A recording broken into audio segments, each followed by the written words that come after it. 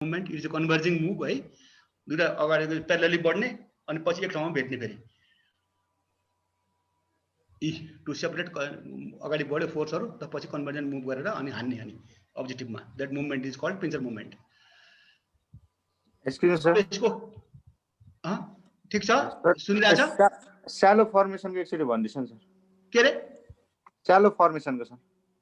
यस, यो स्यालो फर्मेसनलाई कस्तो जो फर्मेसनहरू पहिला के थियो भने अब उसमा जान्थ्यो नि त, त्यो पानी कस्तो हुन्छ त्यो उसको एकदम स्यालो किसिममा पानी बग्नु पर्यो भने त फैलिन्छ नि त, फैलिएको फर्मेसन के स्यालो भनेको। धेरै मान्छेहरू एकदमै फैलिएर जान्थे नि जो यसरी जान्थे नि, त त्यो हुँदाखेरि फ्लेक्सिबिलिटी थिएन यो गन पाउडर आउनुभन्दा पहिला। पछि के भयो त टाढेबाट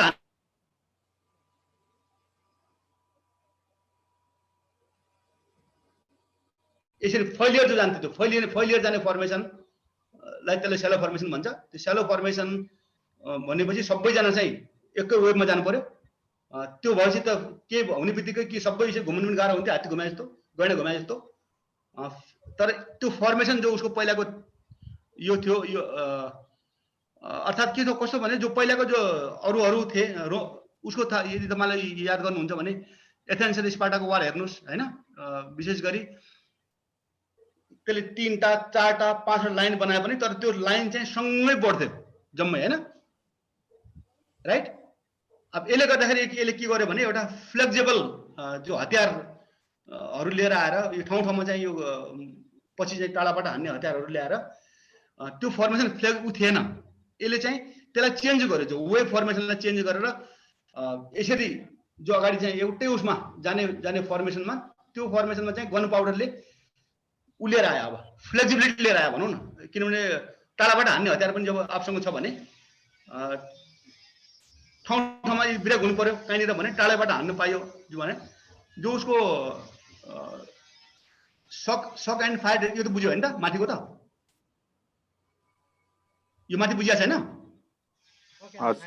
ओके, यो अर्थात् उसको जो फर्मेसनहरू छ जो पहिलाको वेभमा जाने फर्मेसनमा त्यो चाहिँ एकै ठाउँमा ढिका भएर जान्थ्यो, सँगै जान्थ्यो भने यसले चाहिँ त्यो गरेन।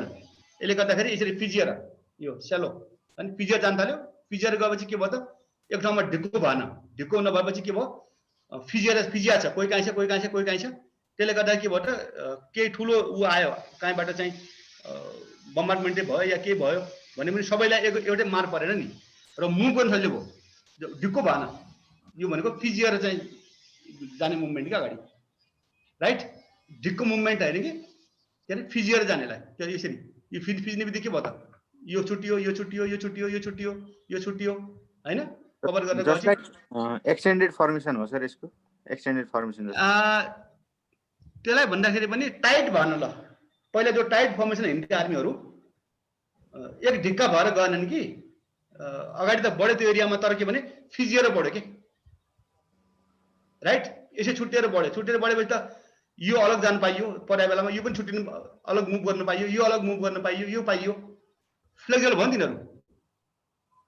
यस्तो हुनु र कम्प्याक्ट भएर जानु र अनि यसै जाँदा फर्क छ नि त। यो जाँदाखेरि चाहिँ घुम्नु पर्यो भने पुरै घुम्नु पर्यो, यो पुरै घुम्नु पर्यो हो। तर यसरी गयो भने त यसले आफ्नै किसिमले घुम्ला, यो आफ्नै किसिमले घुम्ला, अवस्था अनुसारले यो आफ्नै किसिमले घुम्ला भनौँ न, उसमा गयो कि यो यसरी यो स्यालो फर्मेसनमा। बुझ्यो? बुझ्यो हजुर। ओके, अब यसको टेक्निकल इनोभेसनहरू प्राइमरमा भने अनुसार 6वटा दिएको छ यसले। यो पनि अब जाँचमा आइहाल्यो भने मलाई थाहा छैन, मैले त्यही पनि राखिदिएको रातोमा राखिदिएको छ। यस्तो माथि हामीले पढ्यौँ, इन जेनरल पढ्यौँ, तर के त भने क्रक्समा चाहिँ उसले गुस्टावसको जो छ त्यसको चाहिँ 6वटा चाहिँ इनोभेसनहरू छ भन्छ उसले। स्ट्रेट फ्रम प्राइमर, अलिकति ल्याङ्ग्वेज फेरि होला मैले कहीँनिर के गर्यो भनेर यो चाहिँ 1 2 3 4 5 6 नै नम्बरै अनुसार दिए हुनाले इनकेस तपाईँहरूको जाँचमा कहीँनिर कसैले चाहिँ झुक्क्याएर टिपिहाल्यो भनेर यो आइरहेको छ, यो चाहिँ आफै हेर्नु होला। के भयो त त्यो बेला भने गुस्तावोले गरेकोमा पहिला चाहिँ जो फर्मेसन जान्थ्यो अगाडि बढ्थ्यो त्यसमा चाहिँ जो लाइनहरू थियो नि त्यो लाइनहरू मरिसको पालामा धेरै लाइन हुन्थ्यो। त भनेपछि यसले के गर्यो लाइनलाई घटायो यसले, ओके। अगाडि बढ्ने जो थियो नि लाइनहरू 1 लाइन 2 लाइन 3 लाइन अनि यसरी बढ्थ्यो जो मरिसको पालासम्म धेरै लाइनहरू हुन्थे, तर यसले चाहिँ लाइनहरूलाई घटाएर 10 बाट 6 मा लिएर आयो। पाइकमेनहरू, यो प्रोपोर्सन अफ पाइकमेनहरूलाई यसले इन्क्रिज गरायो कालो गुस्तावले।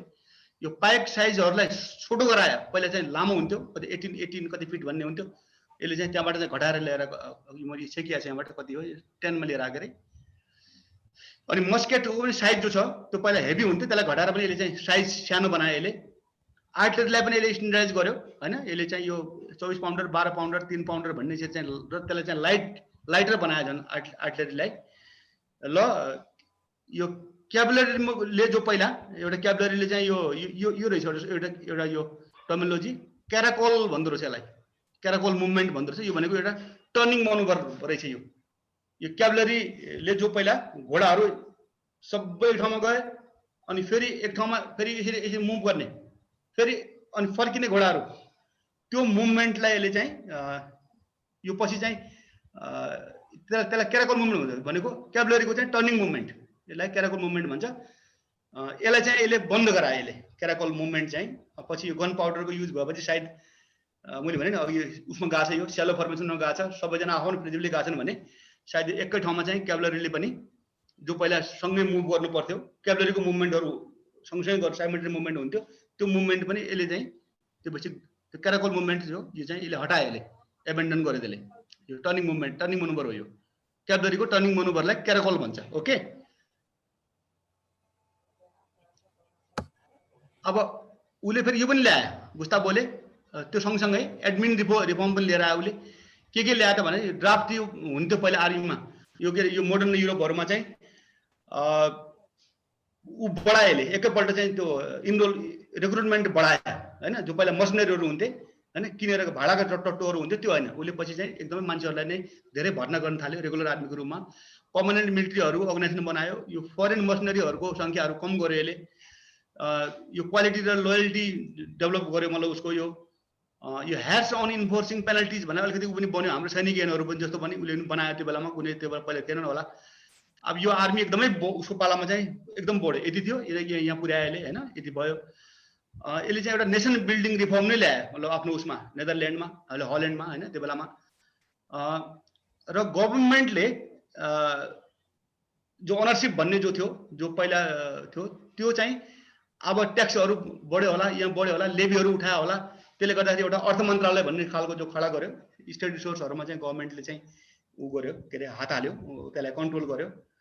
र ओभरअल चाहिँ एउटा के भन्थे यसले उसको आर्मी त बढ्यो, फायर आर्म्सहरू पनि राम्रो लिएर आयो, यसले राम्रो विकास गर्यो। उसको मात्रै होइन, एउटा चाहिँ उसमा वृहत रूपमा चाहिँ युरोपियन आर्मीहरूकै विकास भयो भन्ने छ। यो चाहिँ what are the administrative reform of Karl Gustav भने यी मेजर पोइन्टहरू छन्। यो पनि स्ट्रेट फ्रम प्राइमर। ओके, अब यसमा सबभन्दा फाइदा कसलाई पुग्यो त भन्ने त्यो बेलामा चाहिँ यो यसको टेक्नोलोजीको भन्नेमा चाहिँ स्विडेन र France emerged as a winners when 30 years war ended with Treaty of Westphalia। अब के भयो त भनेपछि त्यसपछि यसले पावरफुल भए, जो सानसाना जो राजाहरू थिए युरोपमा थिए ती कन्ट्रीहरू चाहिँ एकदमै पावरफुल भए, युरोप चाहिँ मोडर्नाइज भयो युरोप हैन। र एउटा स्वेडिश प्याटर्न भन्ने चाहिँ एउटा उनीहरू हो, मतलब त्यो पछि अरूहरूको लागि स्वेडिश प्याटर्न भन्ने एउटा गुणगान उसको सबले गाउन थाले, जो मुखमा सबैको मुखमा स्वेडिश प्याटर्न, स्वेडिश वे हैन, रोमन्स वे भनेको थियो। स्वेडिश वे भन्नेमा चाहिँ यो काल गुस्ताव पालामा चाहिँ उसले यसरी मतलब विकास गर्यो उसले हैन, स्वेडिश वे। अब त्यहीमा चाहिँ यो छ, त्यो पनि त्यही भित्र पर्छ, गन पाउडरकै भित्र देन मध्ये फ्लिन्ट लक एन्ड फोरबियरेन्स भन्ने चाहिँ अब यो सँगसँगै हालेको छ यो उहरू। अर्थात् गन पाउडरले गर्दाखेरि रिभोल्युसन इन फायर आर्म्स र ब्याटल कल्चर यतापट्टि भनेको फ्लिन्ट लकले चाहिँ रेभोल्युसन इन फायर आर्म्स लिएर आयो। फोरबियरेन्स भनेको त्यो ब्याटल कल्चर, यो म अहिले भन्छु अर्को स्लाइडमा छ। यो त गन पाउडरले के गर्यो त भने यो टेक्नोलोजीलाई इम्प्रुभमेन्ट गराएर जो म्याचलक मस्केटहरू जो पहिला थियो चाहिँ यसरी जो घच गर्नुपर्ने जो पहिला थियो त्यो उहरू हैन, त्यो बारुदलाई पछि यसले फ्लिन्ट लकले चाहिँ सानो त्यो हाल्ने बित्तिकै त्यो स्ट्राइकरले चाहिँ खिक गर्ने बित्तिकै उद्दिन थाल्यो, इग्नाइटिङ उद्दिन थाल्यो फ्लिन्ट लकहरूले, यसले डेभलप गर्यो यसले हैन। यसले गर्दाखेरि फायर आर्म्सको विकास भयो। अर्थात् हाम्रो अहिले पनि भरुवा बन्दुक घरमा गर्नुपर्छ नि त, गुज गर्नुपर्छ नि, त्यो हटाएर एउटा टक्क स्ट्राइकरवाला लिएर आयो यसले। ब्याटल कल्चरमा प्रोफेसनलिज्म बढ्यो र ट्रेडिसनल वारियरहरू चाहिँ पहिलाको जस्तो पुरानो गरी यिनीहरू चाहिँ सोल्जरमा परिणत भए। यो भने के रहेछ भने फोरबियरेन्स भनेको तपाईँले भन्नु होला भने यहाँ होला है कतै अगाडि, ओके यो यो फोर भेरिएन्स भनेको के हो भने जो पहिला चाहिँ डिसिप्लिन कम हुन्थ्यो पहिलाको जो मसिनरीहरूमा हैन, आपसमा झगडा हुने, झगडा हुने, यहाँ हुने त्यहाँ हुने, भागिदिने, उ गरिदिने, कुटपिट गर्ने, जो अनुशासन कमी थियो तिनीहरूलाई चाहिँ कन्ट्रोल गर्न गाह्रो हुन्थ्यो। यो फोर भेरिएन्स भन्नाले एउटा नीति ल्यायो उसले, एउटा यस्तो खालको नियम नीति नियम एउटा केही बनायो त्यसले, जसले कि तपाईँहरूले अब यसो गर्यो भने तपाईँहरूलाई चाहिँ सैनिक ज्ञान लाग्छ, तपाईँहरूलाई कारवाही हुन्छ, यहाँ हुन्छ भनेर एउटा कन्ट्रोल गर्नको लागि साइकोलोजिकल एउटा हार्डनिङ मान्छेहरूलाई गर्नलाई, त्यो जो आफ्नो सिपाहीहरू छन् तिनीहरूको दिमागमा मैले यसो गर्नुहुन्न, यसो गर्यो भने त मलाई चाहिँ भोलि चाहिँ कारवाही गर्छ, मलाई भोलि चाहिँ चार्जसिट भर्छ, मलाई भोलि चाहिँ मेरो कटगाड हाल्छ भनेर जो ऊ खालको चाहिँ मानसिकता डेभलप गरायो उसलाई हैन, त्यो कल्चरलाई भन्छ four variance. That culture is called four variance. Okay, न त पहिला लडाइँमा भाग्ने, हतियार छोडेर उसलाई हान्ने, उसलाई हान्ने, डिसिप्लिनहीन हुन्थ्यो पहिला मान्छेहरू, लुट गर्ने, पाट गर्ने, रेप गर्ने, यहाँ गर्ने गर्थ्यो। त उसले चाहिँ एउटा चाहिँ बनायो, मतलब पोलिसी बनाएर आचार संहिता भने जस्तै यो पनि अलिकति लिगली पनि उसले चाहिँ मान्छेहरूको सिपाहीहरूको यहाँ दिमागमा तपाईँहरू चाहिँ अब सैनिक ज्ञानको भागी हुन्छ है, होस् गर्नुहोस् भनेर जो नीति बनायो त्यो पोलिसी फोर भेरिएन्स या त्यो कल्चरलाई भन्छ। त्यो त्यसरी उनीहरूको साइकोलोजिकल हार्डनिङ गर्ने, पनिसमेन्टको कन्ट्रोल गर्नलाई हैन, त्यसको लागि चाहिँ उनीहरू आफै सेल्फ कन्ट्रोल होस् भनेर जो बनायो, त्यो साइकोलोजिकल हार्डनिङ गर्नको लागि त्यो पोलिसी बनायो। द्याट कल्चर जो भयो that culture is called four variance. बुझ्यो? फोर भेरिएन्स कल्चर भन्छ, बुझ्यो हैन त सर? क्लियर हजुर, क्लियर छ? हजुर, यहाँ चाहिँ रेभोल्युसन्स इन फायर आर्म्स भने फ्री लकले लिएर आयो, ब्याटल कल्चर नै अब त्यसपछि जो पहिलाका भाग्ने, उ गर्ने, हतियार छोडेर भाग्ने, यो हुने त्यो हुने भएन नि त, किनभने फोर भेरिएन्स लागू हुन्छ नि त नीति। कुरो बुझ्यो हैन त?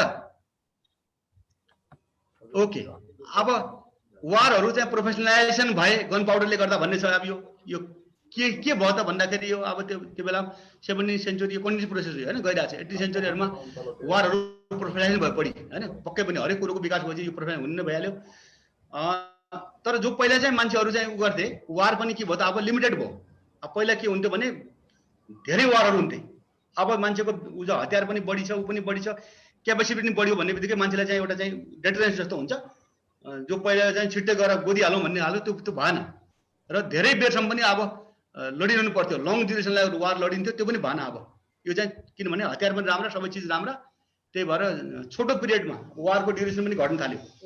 जो पहिला एक्सटेन्सिभ धेरै वर्षसम्म वार लडिरहन्थे, उसको पाला हेर न, के अरे हाम्रो नेपोलियनहरूको के उसको के अरे अलेक्जेन्डरको वारहरू हैन, उनीहरू अब 3-3 वर्ष 4 वर्षसम्म चाहिँ हिँडेपछि हिँडाइ गर्थे, किनभने अब जहाँ पनि सँगै पुग्नुपर्ने, फिजिकली जानुपर्ने ठाउँमा, त्यही भएर ऊ बढ्यो। अब यो त हतियारहरूले नै कभर गर्छ भनेपछि र सबको कोर कम्पिटेन्सी फरक भयो, क्यापेबिलिटी फरक भयो, एकदेखि अर्कोलाई तलास भयो, डेटारेन्स भयो, जसले गर्दाखेरि अटोमेटिकली के अरे नम्बर अफ वार र वारको ड्युरेसन पनि घट्ने भयो त्यो। ओके, रेजिमेन्टेसनहरू बढ्यो, चेन कमान्ड आयो, वेलफेयर स्किमहरू बढ्यो, युनिफर्महरूको विकास भयो, मेल डोमिनेन्स इन आर्मी हो। यो भने पहिला के थियो भने आर्मीलाई ब्यारेकमा लानु पर्यो भने, अहिले पनि तपाईँहरू कङ्गो सङ्गोतिर जानुभयो भने सानो मिसन देख्नुहुन्छ, त्यहाँको त्यो त्यहाँको आर्मीहरूले ठाउँमा चाहिँ त्यो सालको त्यो बनाएर झुप्रा बनाएर चाहिँ अझ पनि केटाकेटीहरू बालबच्चासँगै राखेको हुन्छ त्यहाँ। पहिला पनि त्यही हुन्थ्यो। इभन उसमा गयो, अब मेरो छोरा आर्मी भन्नुभयो भन्ने बित्तिकै उसले सबलाई, सासू ससुरा जम्मै आमा बुवा सब, इभन गर्लफ्रेन्ड्स सबलाई सँग लिएर जान्थ्यो उसले।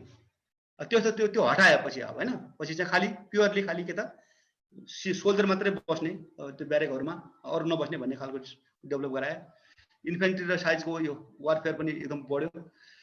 मिलिट्री डिभिजनहरू खडा भए, रासनको व्यवस्थाहरू भयो, जो पहिला चाहिँ जो पाए त्यहाँ गरेर खान्थे, किनमेल गरेर त्यो भएन अब हैन। अब एउटा रासन सिस्टम डेभलप गर्यो, यो चाहिँ उसको पालामा, किङ गुस्तावोको पालामा हैन। यो मैले भनिसकेँ हैन त। ओके, अब उ त साइन्सको के भयो त यतापट्टि, अब त्यसलाई चाहिँ फेरि गन पाउडरको चाहिँ फेरि साइन्टिफिक वारको के भयो त, अब त्यो के हेल्प पुर्यायो त भन्ने कुरो। यो चाहिँ वारफेयर चाहिँ पहिला के त भने एउटा डेफिनेटली कनेक्टेड हुन्छ, मतलब कनेक्सन वारफेयर हुन्थ्यो। यो उ थिएन, यो टेक्नोलोजिकल एजुकेसनहरू के हुन्छ कसो हुन्छ भनेर चाहिँ पहिला गर्दैन थिए, केही पनि थिएन। तर यो गन पाउडर आएपछि त यसले चाहिँ टेक्नोलोजी बढायो, टेक्नोलोजी बढाएपछि हरेक कुराहरूको त्यसको बारेमा बढी चाहिँ उसलाई चाहिँ नलेज दिनुपर्ने भनेर कोर्सहरू खुल्नु थाले। कोर्सहरू हाम्रो पनि भनौँ न, खालि कुकुरी मात्र छ भने के कोर्स खोल्नु, हैन। जब अरू नयाँ हतियार आउने बित्तिकै हाम्रो नयाँ कोर्सहरू खुल्छ। त गन पाउडरले गर्दा नयाँ हतियारको विकास भयो। नयाँ हतियार विकास हुने बित्तिकै एजुकेसन कल्चरहरू चाहिँ उसमा डेभलप भयो र साइन्टिफिकली पनि युज हुन थाल्यो यसको मतलब त्यो उसलाई यो साइन्समा पनि युज गर्न थाले मतलब उसलाई सिस्टमहरूले स्टुडेन्टहरूले आर्किटेक्चरमा युज गर्न थाले। राम्रो मतलब फोर्टिफिकेसन राम्रो चाहिँ ऊहरू के अरे ट्रेन सिस्टम अर्थवर्कहरू राम्रो हैन। जति पनि हाम्रो यो बङ्करहरू बन्ने ऊहरू बन्ने के भन्छ नि हाम्रो बङ्करहरू के अरे तल हाम्रो छ नि फिल्ड फोर्टिफिकेसन भन्छ नि त्यो फिल्ड फोर्टिफिकेसन पनि सिस्टम पहिलो line of defence second line of defence third line of defence भन्ने जो त्यो ट्रेन्च छ त्यो ट्रेन्चहरू पनि यसको प्रयोग भयो नि त। यसले खन्ने भयो नि त। यसले के अरे उसले गन पाउडर खन्नमा पनि प्रयोग भयो प्लस चाहिँ अब यो ठाउँ ठाउँबाट डिफेन्स सिस्टमबाट टाढेबाट हान्न पनि पाइयो। एक्लै अर्कोलाई फ्ल्याङ्किङ फायर म्युचुअल फायर दिनु पाइयो। अर्थात् यो होलिस्टिक मैले भने नि त त्यसले गर्दाखेरि अन्त कहाँ हुन्छ सबै ठाउँमा के न के असर पुर्याइदिएको हुन्छ। र यो ब्लासे डी पेगान भन्ने यो नाम दिएको रहेछ भित्र मैले टिप दिए मात्रै हो। यो एउटा यो फ्रेन्च सिपाही रहेछ तर उसको इन्जिनियरिङ ब्रेनको मान्छे रहेछ। उसले चाहिँ सबै ठाउँमा चाहिँ उसलाई हेल्प गरेर रहेछ त्यो बेलामा उसको टेक्नोलोजी कि यो यस्तो खालको यो बनाउने यो अर्थवर्कहरू बनाउने सेकेन्ड लाइन सिस्टम यो बनाउने ट्रेन्चहरू फोर्टिफिकेसनहरू बनाउनमा चाहिँ माहिर रहेछ यो। त्यही भएर यो मान्छे अब अहिले त हामीसँग जति पनि छ हैन विभागहरू छ अनेक छ इक्विपमेन्टहरू छ त्यो बेलामा चाहिँ मान्छेको टेक्नोलोजी उसको ब्रेन यो मान्छेकोलाई यो ब्लासे डी पेगान भन्ने यसको चाहिँ नाम हो। यो सोल्जरको देन ठुलो छ उसलाई यो फोर्टिफिकेसनहरूलाई चाहिँ टेक्नोलोजीलाई बढाउनलाई। फायर आर्म्सहरूमा के भयो त अब यो भन्नै परेन फेरि रिपिट हुन लाग्छ यो हैन। आर्टिलरी सोफिस्टिकेसन भयो। यो पावर च्याम्बरहरू अब पहिला चाहिँ अरू उसका हुन्थ्यो होला के अरे विभिन्न के अरे पोस्टरका विभिन्न साइजका हुन्थ्यो होला। अब अहिले स्पेरिकल यसो ऊ आयो स्पेरिकल सेपमा आयो सिलिन्ड्रिकल स्पेरिकल सेप भन्ने हुन्छ नि हैन। यो अब जो असर चाहिँ यसको चाहिँ डेडली मतलब यो दिन थाल्यो। स्क्रु मेकानिजमहरू बने क्यानोन कास्टिङहरू बने मतलब त्यो आइरन कास्ट भन्छ नि हैन त्यो ऊहरू के तासेको गरेको के अरे पलिस गरेको आइरनहरू। अनि मोबिलिटी बढ्यो हैन हरेक कुरोको चाहिँ मोबाइलहरू बढ्यो एन्ड ह्यान्ड हेल्ड फायर आर्म्सहरू बढे मेसलकहरूको विकास भयो। अनि यो पावर हर्न्स भन्छ मतलब त्यो ऊहरू अलार्म सिस्टमहरू के दिनहरू पर्ने पुग्नु पर्ने जो पहिलाको बिगुल फुक्ने खालकोमा चाहिँ पहिला पावर के अरे योहरूबाट आए। ब्यानेटहरू के अरे पाएको ठाउँ ब्यानेटहरू आए। यी भनेको केही पनि होइन खालि मैले टिप दिए मात्रै हो त्यहाँ मैले ल्याइदिए मात्रै हो। अर्थात् यो सानो कुराहरू चाहिँ कोही हतियारमा कोही कहाँ कोही उतातिर हैन आफ्नो एउटा चाहिँ पर्सनल किटमा चाहिँ यो डेभलप हो भनेर त्यति इम्पोर्टेन्ट छैन यो खालि चाहिँ जान्नेलाई मात्रै हो। यो चाहिँ अलिकति इम्पोर्टेन्ट जस्तो लाग्छ त मलाई त्यो रातो गरिदिएको छु मैले। Impacts of gun power revolution के भयो त भन्ने कुरा पहिलाको सबैको निचोड गरेर यहाँ ल्याएको छ हैन। यसले चाहिँ युरोपियन कल्चर नै एउटा चाहिँ उनको वारको एज नै मतलब चेन्ज भयो। उनीहरूको यो ओसनमा ट्रान्स ओसेनिक इम्पेरियलिजम बढ्यो। उनीहरू जित्दै गयो भने उनको चाहिँ यो कोलोनिजम इम्पेरियलिजम त्यो चाहिँ बढाउँदै लग्यो उनले समुद्रबाट गएर हैन। उनीहरूको यो फ्रेन्च र ब्रिटिसहरूको अभियानहरू चाहिँ उनले आफ्नो कन्क्वेस्टहरू बढाउँदै गए। उनको चाहिँ ऊहरू बढ्यो कोलोनीहरू बढ्यो। त्यो बेलामा चाहिँ ओभरअल उसमा चाहिँ युरोपले चाहिँ संसारको चाहिँ 35% वर्ल्ड नै जितेका थियो भन्छ यसले। गन पाउडरकै रेभोल्युसनको देन हो यो। ब्रिटिस हेगेमोनी रह्यो पुरै संसारभरि इन्क्लुडिङ इन्डियन पेनिन्सुलामा। युरोपियन कल्चर राम्रो भनेर सबै स्टेलाइज भयो। अनि त्यो फेरि अन्ततिर पनि फैलियो त्यो।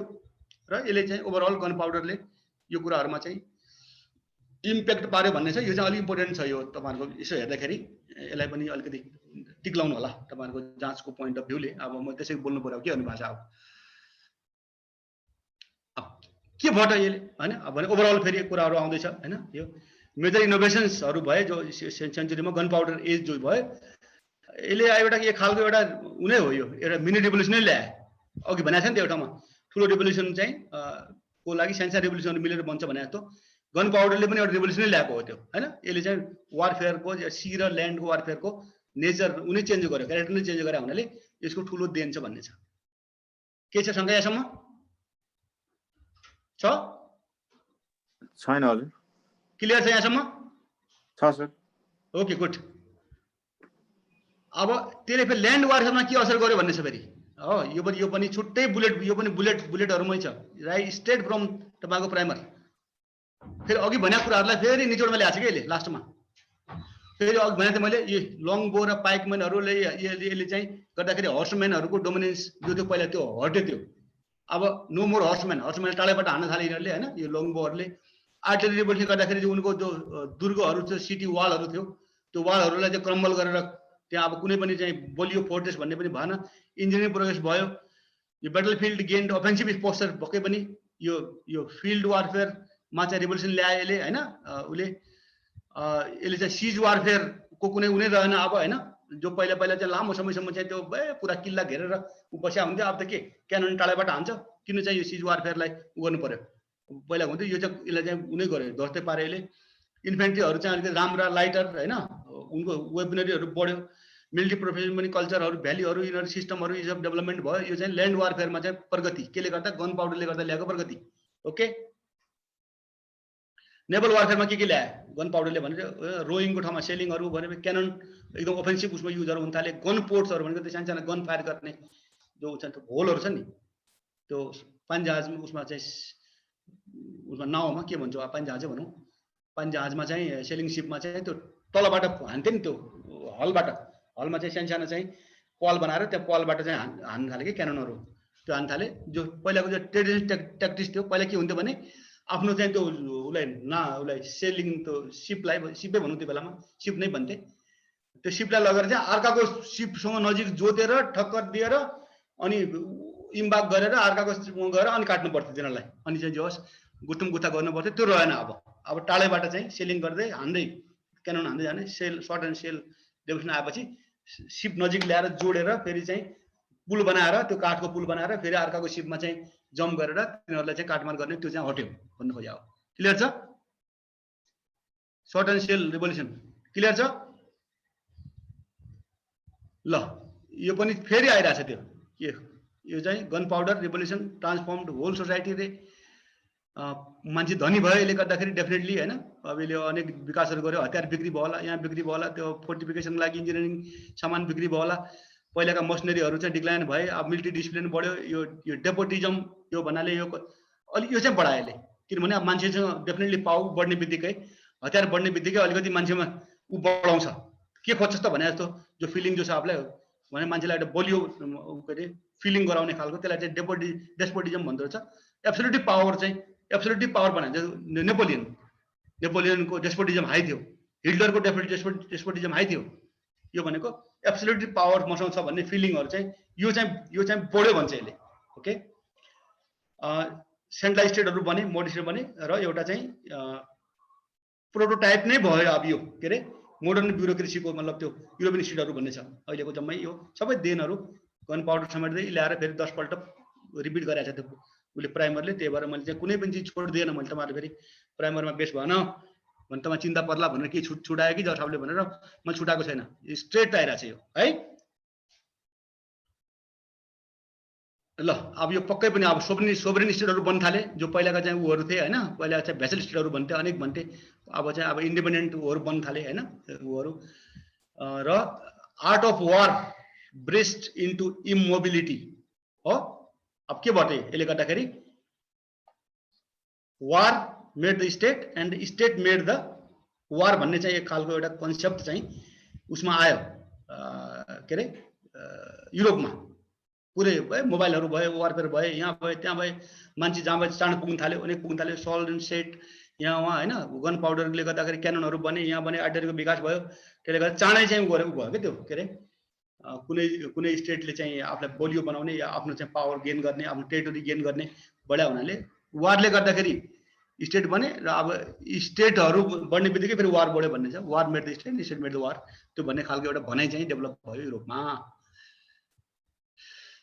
तैपनि फेरि के भन्छ भने त्यही प्राइमरले के भन्छ भने विनिङ रिक्वायर्स टेक्नोलोजी को ट्याक्टिक्स एन्ड अर्गनाइज स्ट्रक्चर होइन त्यही भएर फेरि टेक्नोलोजी मात्र भएर गन पाउडरले मात्र होइन कि यो तर फेरि विनिङ हुनुको लागि चाहिँ टेक्नोलोजी पनि हुनु पर्यो सँगसँगै फेरि यो पनि हुनुपर्छ भन्ने पनि एउटा एक ठाउँमा झुन्डाइदिएको छ फेरि कन्सेप्ट डेभलपमेन्ट पनि यो हुनुपर्छ भन्नेमा छ ओके अब 2 मिनटमा यो विल टक अबाउट यो अर्को के अरे यो अब सेकेन्ड रेभोल्युसनमा फर्स्ट इन्डियन बारेमा ठिक छ 2 मिनट ब्रेक हो हस् हजुर हुन्छ सर। 2 मिनट जज साहब, 2 मिनट है हजुर।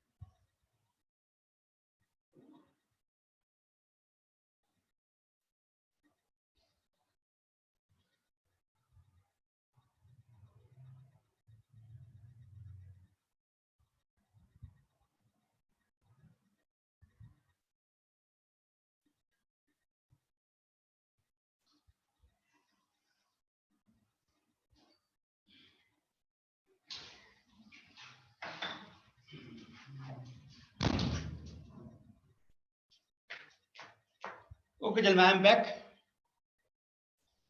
ठिक छ, गुड टु गो। अगाडि बढौँ, अगाडि बढौँ। हस् हजुर। ल अब सेकेन्ड जो थियो तपाईको चाहिँ उसको अघिको आरएमए मा सेकेन्ड एलिमेन्टमा के थियो, फर्स्ट इन्डस्ट्रियल रेभोल्युसन हैन, दुईटा फर्स्ट सेकेन्ड।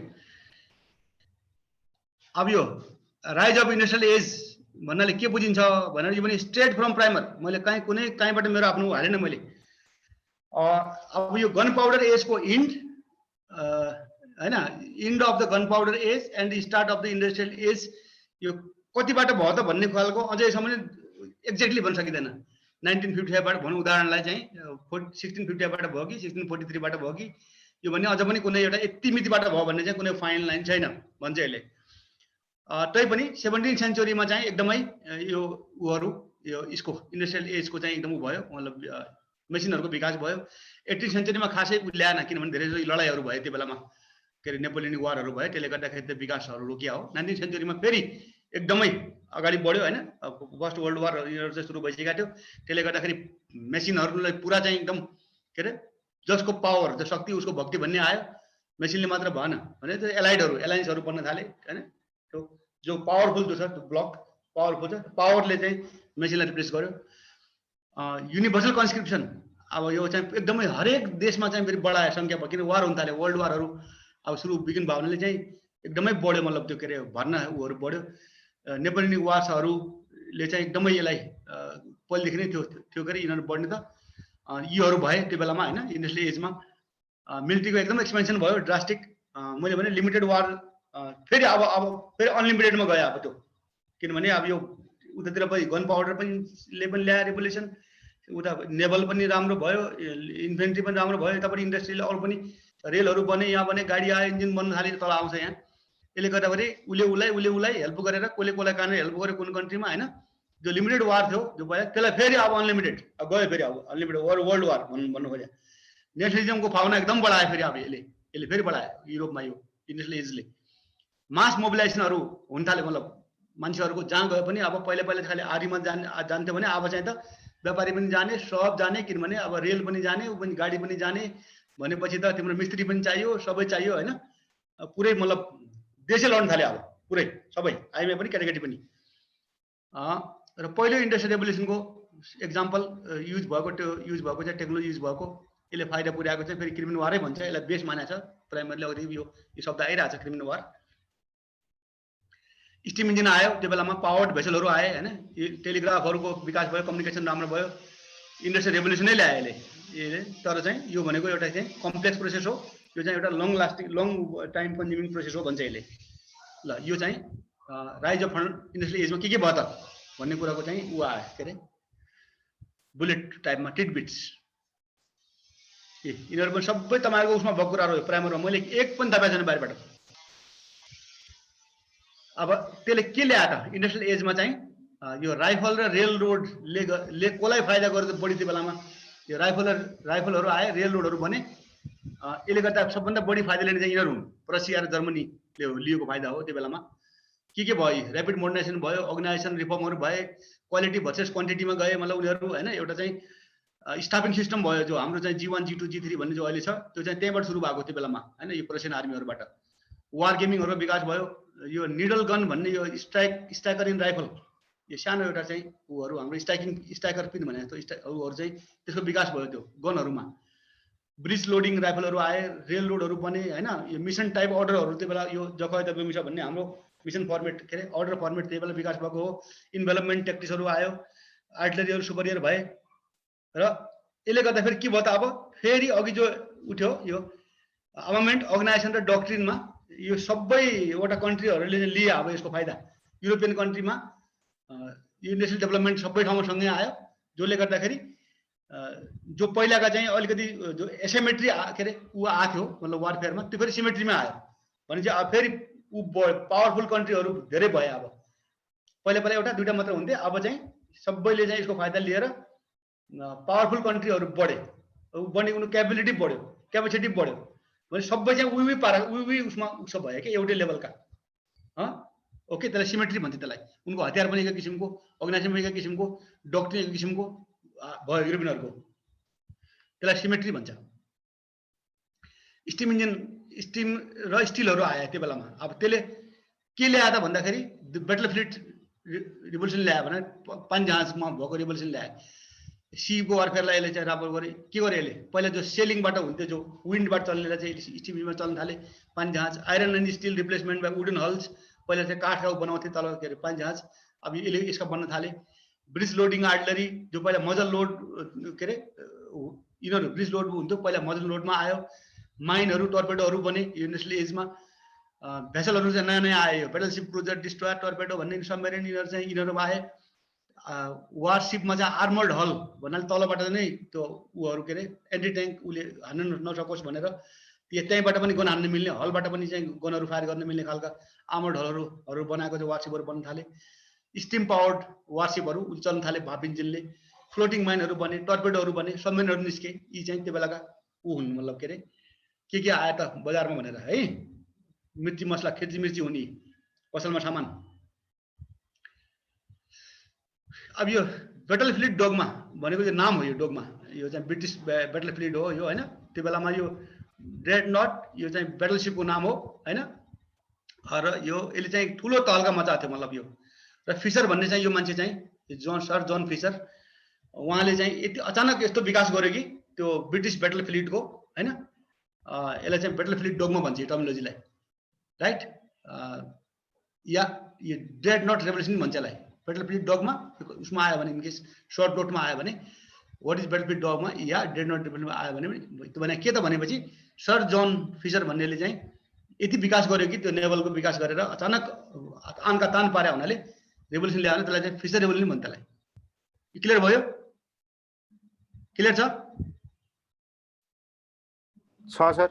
हो, यो चाहिँ यो आउन सक्छ कतै सानो सर्ट नोटमा। अब त म पनि तपाईँहरूकै एक्जाममा क्वेसन मेरो उनी गयो के अरे के भन्छ मेरो, अब बाहिरबाट केही पनि हाल्दैन म, तपाईँहरूको बिचरा हुँदो रहेछ, फेरि कन्फ्युज हुँदो रहेछ है।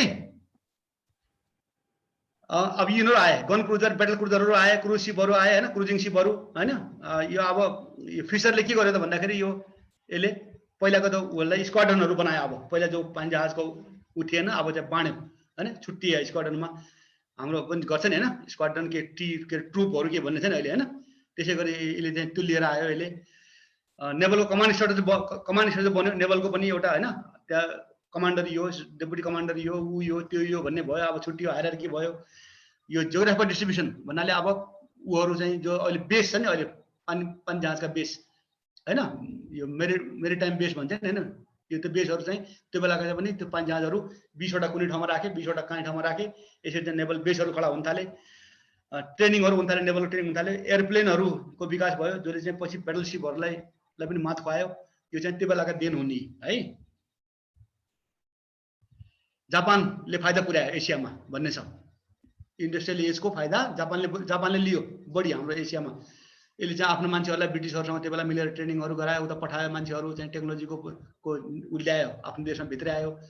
यो उनको जो सुमराई हेगेमोनी थियो त्यसलाई इन्ड गरेर एउटा नेसनलिजमको भावना चाहिँ विकास भयो जापानमा। ब्याटलसिप आफै बनाउन थाल्यो उसले। यसले गर्दाखेरि उसको चाइना र रसियाको विरुद्धमा जो लड्ने क्षमता बढायो उसले, उसको एज माथि माथि उठ्यो, शक्तिशाली भयो भन्ने छ। यो पनि प्राइमरकै हो। सिमराई भने के हो सर? सुमोराई हेजिमोनी भने पहिले पहिले हुन्थ्यो नि त, के अरे खानदानी खालका हुन्थ्यो के। सुमोराई भनेको एउटा जस्तो हाम्रो कोइराला साहब, नेहरू साहब भने जस्तो के, जो फ्यामिली हुन्थ्यो नि, क्रोनी हुन्थ्यो नि पहिला पहिला, जो यो जाति मात्रै उठ्यो के, यो जात चाहिँ बलियो जात थियो सुमोराई जातिहरू। र जहाँ पनि यिनकै पावर थियो। अब त्यो हटेर के भयो त, अब सुमोराईको जो हेगेमोनी थियो त्यो सुमोराई भनेको एउटा जात हो कि, एउटा जापानिज जात हो। जस्तो हाम्रो राज संस्था पछि पहिला हुँदै राज संस्थालाई नभनौँ, अब त्यसलाई त नभनौँ होइन। यो भने के भने एकै जातको हेगेमोनी हुन्छ नि कुनै ठाउँमा, कुनै कन्ट्रीमा के कुरा बुझेनौ। जस्तो अब अमेरिकामा चाहिँ व्हाइट स्किन ब्ल्याक स्किन भन्ने छ नि, हो कि न? अब व्हाइट स्किन भने जस्तो सुमोराई जातका मान्छेहरूको चाहिँ बोलबालालाई हटाएर अब सबै हामी एउटै हौँ भन्ने भयो। पहिला चाहिँ के भने तल्लो माथि उठ्यो, हायरार्कीहरू बढी थियो त्यहाँ समाजमा। यो चाहिँ बढायो यसले, यो चाहिँ अब कमन छ होइन। अगाडि बढौँ। अब यसले गर्दाखेरि के भयो त भन्छ भने, यसले इन्डस्ट्रियल एजमा इम्ब्यालेन्स अफ पावर भयो भन्छ यसले। अब ल हेर अब कुरा, अब किनभने अब जुन देशमा चाहिँ जे टेक्नोलोजीहरू भित्राउन सक्यो त्यो चाहिँ अगाडि बढ्यो। अब जो गरिबै भयो बेचारा रह्यो, धनी चाहिँ फेरि धनी भावै भयो। त्यसले गर्दाखेरि जो पहिला चाहिँ एकै सिमेट्री थियो पहिला युरोपहरूतिर या संसारमा, त्यो भएन। अब एकदम धनी देश अचानक धनी भयो, जो गरिब थियो माथि उठ्न सकेन, फेरि इम्ब्यालेन्स अफ पावर लिएर आयो यसले। अब मेसिन गनहरूमा यसले चाहिँ अब एकदमै विकास भयो। यसले फ्याक्ट्रीहरू नै बन्न थाले मेसिन गनको। यो बेलामा स्टिम सिपहरू बन्न थाले, गनबोटहरू बन्न थाले हो। अब त्यो बेलामा यो गनबोट डिप्लोमेसी भन्ने टर्म छ एउटा, त्यो टर्म चाहिँ त्यही बेलादेखि आएको हो। यो भने के हो भने इनकेस आइहाल्यो भने तपाईँको एक नम्बरमा सोधिहाल्यो भने गनबोट डिप्लोमेसी। त्यो बेलामा यो अमेरिकनहरूले यो चाइनिजहरूको विरुद्ध स्पाइङ गर्नको लागि सानसाना यो गनबोटमा यो भन्ने बेलामा चाहिँ यो इकोलोजिकल ऊ चाहिँ टेस्ट गर्नको लागि, यहाँ पोल्युसन कति छ, के कति छ, यहाँको हावा कस्तो छ, के छ भनेर चाहिँ हामी एउटा एक्सपेरिमेन्ट गर्न आएको भनेर भन्यो। साइन्टिस्टहरू राख्यो त्यो गनबोटमा। तर चाहिँ के भयो त, त्यो भित्र चाहिँ उठ्यो अरे के अरे यो स्पाईहरू त्यो बेलाको यो उहरू गराउनलाई, त्यसलाई सबभर्ट गर्नको लागि त्यो प्रोपोगन्डाका चाहिँ डकुमेन्टहरू बोकेका थिए त्यो मान्छेहरू, तिनीहरू गनबोटभित्र। भन्ने बेलामा चाहिँ हामी चाहिँ इकोलोजिकल गर्न आएको हो, यहाँ के अरे प्रयोग गर्न आएको हो, एक्सपेरिमेन्ट गर्न आएको भने। तर चाहिँ पछि त्यो क्याप्चर गरेर हेर्दाखेरि भित्र चाहिँ यस्तो चिजहरू फेला पारे, त्यो चाइनिज आइडियोलोजीलाई चाहिँ डाइभर्ट गर्नको लागि गनबोटहरू, सानसाना गनबोट। अहिले पनि त्यो उसमा कति दुःख दिइरहेको हुन्छ नि इरानलाई, होइन? इरानका गनबोटले उसलाई के अरे अमेरिकनलाई, अमेरिकनका गनबोटले इरानलाई दुःख, सानसाना गनबोटहरूमा जान्छ नि मान्छेहरू।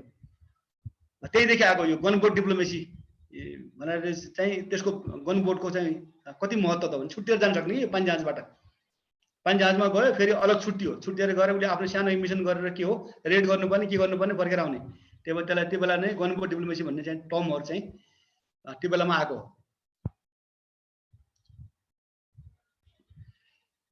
अब यसले चाहिँ द फर्स्ट वर्ल्ड वार भन्ने आयो अब बिचमा, अब होइन? अब यो सकियो, अब यो फर्स्ट इन्डस्ट्रियल सकियो। अब फर्स्ट वर्ल्ड वारले के ल्यायो त भन्ने आयो।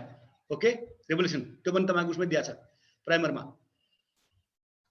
अब end of first world war was the beginning of industrial revolution भन्छ। फेरि यसले सेकेन्ड रेभोल्युसन भन्छ, बिगिनिङ अफ मोडर्न वारफेयर भयो भन्छ। इन्डाइरेक्ट फायर इन्ट्रोड्युस भयो, जो पहिला चाहिँ डाइरेक्ट फायर हानिन्थ्यो, के अरेबाट देखेर हानिन्थ्यो। अब इन्डाइरेक्ट फायरको कन्सेप्ट आयो यो सेकेन्ड के अरे फर्स्ट वर्ल्ड वारको दौरानमा। स्टेटिक वार रहेन, अब यो मोबाइल वारफेयरमा बढ्यो स्टेटिक वारफेयर, होइन? के अरे यसले गर्दा के भयो त, अब डिफेन्सहरू बलियो बनाउन थाले मान्छेले, किनभने मान्छेहरू गन पनि भए, मान्छे पानी जहाज पनि भए, आफ्नो एरिया कभर गर्नलाई चाहिँ उसँग चाहिँ जति पनि टुलहरू भयो हुनाले के भयो त, पहिला जो मान्छेहरूले पुरा ठाउँमा छरिएर गर्नु पर्थ्यो, अब त्यो भएन। अब चाहिँ एकै ठाउँबाट पनि पोको परेर, किनभने आफूसँग धेरै उपज क्यापेसिटी छ, आफ्नो एयर पनि बन्यो, हेलिकप्टर पनि छ, बेसहरू बने। अर्थात् स्टेटिक नेचर दियो एउटा वारलाई। जस्तो बेस भन्छ नि, अहिले पनि अफगानिस्तानमा बेस छ, होइन? इराकमा बेस छ, फिलिपिन्समा बेस बनायो अमेरिकाले, होइन? ठाउँ जर्मनीले पनि कहाँ बेस बनायो होला, इन्डियाको पनि डिएगारसँग बेस छ। अर्थात् स्टेटिक ठाउँबाट लड्न चाहिँ यसले चाहिँ उ गर्यो, किनभने पहिला चाहिँ छरिएर जानु पर्थ्यो, आफूसँग पावर थिएन। अब त सबै चाहिने कुरा आफूसँग रहेपछि एकै ठाउँमा बस्यो भने पनि उसले चाहिँ दिन सक्छ नि त धक्का भनेर स्टेटिक वार चाहिँ यो इभोल्युसनमा चाहिँ यो बढ्यो, यो डिफेन्सिभ भयो। जर्मनले चाहिँ यो इलास्टिक डिफेन्स भन्ने कन्सेप्ट लिएर आयो। यो चाहिँ यसको के रहेछ भने अगाडि चाहिँ के नराख्ने, झुक्क्याउनलाई राख्ने, फल्स फ्रन्ट देखाउने, तर पछाडि चाहिँ डिप उसमा चाहिँ रेजिस्टेन्स जो छ उसको चाहिँ मेन लाइन त्यो चाहिँ पछाडि राख्ने डेप्थमा, त्यो ट्याक्टिक्सलाई भन्दो रहेछ इलास्टिक डिफेन्स जर्मनको। यो पनि कतै 1 नम्बरको आइहाल्यो भने 2 नम्बरको मेन लाइन अफ रेजिस्टेन्स चाहिँ पछाडि राख्ने त्यो। यो आरटी फायर पनि अब पहिला सिंगल हान्थ्यो, अब कोअर्डिनेटेड फायरहरू हुन थाले, प्रिलिमिनरी बोम्बार्डमेन्टको कन्सेप्ट आयो, प्री टार्गेट रेजिस्टिङ कन्सेप्ट आयो, फायर प्लानहरू बन्न थाले, प्रिडिक्टेड फायर प्लान, इन्फिल्ट्रेसनहरू सुरु भयो, जर्मनीले ल्याए ट्याक्टिक्स यो, फोटोग्राफी युज भयो, एरोपीहरू आउन थाले है। यो चाहिँ विकास है कसको के अरे फर्स्ट वर्ल्ड वारको बेलाको विकास। वार पनि भइरहेछ, यो पनि भइरहेछ, यो पनि भइरहेछ सँगै। यो अब फर्स्ट वर्ल्ड वारमा के अरे इन्डस्ट्रियल रेभोल्युसनले के ल्यायो त अब के अरे कन्सिक्वेन्स भनेपछि यसले चाहिँ क्रिमिनल वारबाट सुरु भएको यो हैन। यसले पछि चाहिँ वर्ल्ड वार भित्रसम्मका चाहिँ चिजहरू चाहिँ जति पनि चेन्जहरू ल्याए त्यो जम्मै यसले समेट्यो। यसले विशेष गरी यो ल्यान्ड र सी वारफेयरलाई एकदम अगाडि मतलब विकास गरायो यसले। र यो कोलोनियलिजम मेन कुरो, कोलोनियलिजमलाई स्प्रेड गरायो यो केले इन्डस्ट्रियल रेभोल्युसनको चाहिँ जो मेन उ छ मतलब यसको देन भनौँ, र एउटा आर्मीलाई अर्गनाइज बनायो भन्ने छ। यो चाहिँ क्रक्स हो यो लास्टमा। सबै ल्यान्ड र सी वारफेयरको लाई रेभोलाइज गर्यो, कोलोनियलिजमलाई बढावा दियो र एउटा आर्मीलाई अर्गनाइज गर्यो भन्ने चाहिँ ओभरअल यो चाहिँ निचोड मतलब इन्डस्ट्रियल रेभोल्युसनको निचोड। ल्यान्ड वारफेयरमा के गर्यो त्यो बेलाको उसले इन्डस्ट्रियल रेभोल्युसनले भनेर हेभी कन्स्क्रिप्सनहरू मान्छेहरू चाहिँ एकदमै बढी भर्ना भयो, मोबिलिटीहरू बढ्यो, ट्रेनिङ स्टेसनहरू बनायो, कमान्ड कन्ट्रोलहरू बढ्यो। नेभल पावरमा के भयो यो पनि प्राइमरकै हो। नेभल डेभलपमेन्ट भयो, पेट्रोल सिपहरू बन्यो, टर्पेडो, सेलिङ सिप आर्मामेन्टहरू हैन, यिनीहरूको विकास भयो।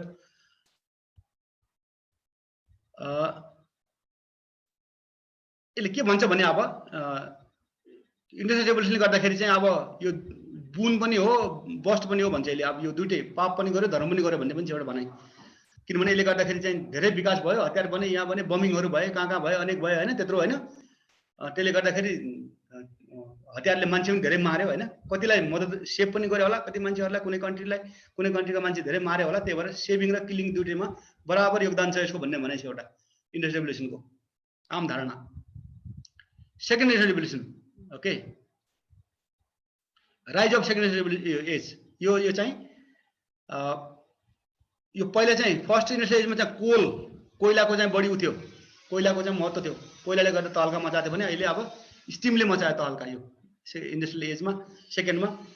सेकेन्ड बाई ओइल यो पनि आयो, यो ओइल पनि आयो, यो बिजुली पनि आयो। त्यसले गर्दाखेरि यो इलेक्ट्रिक सिस्टमहरू भयो।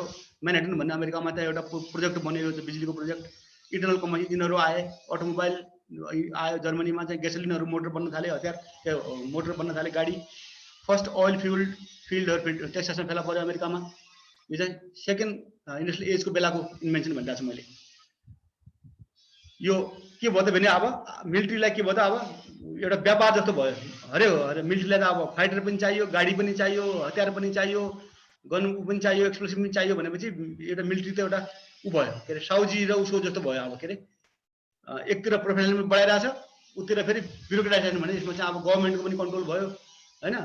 एउटा अर्गनाइजेसन नै आर्मीको अर्गनाइज भएपछि त दुई चिज नै सँगै डेभलप भयो, प्रोफेसनलाइजेसन बढ्यो, उतापट्टि ब्युरोक्रेटाइजेसन भने यसमा अब प्रधानमन्त्रीको रोल के अरे उसले चाहिँ अलिकति रक्षा मन्त्रीले कहीँ भयो होला, कहीँ के भयो होला, र ब्युरोक्रेसीले पनि त्यत्तिकै उसमा चाहिँ असर गर्न थाल्यो के अरे। जो पहिला चाहिँ जर्नल्स भन्दै मिलिट्रीलाई जर्नलको मात्र रहेन, अब यसको असर भयो, यसले हस्तक्षेप गर्न थाल्यो र यो पनि प्रोफेसनल पनि एकदम बढ्यो।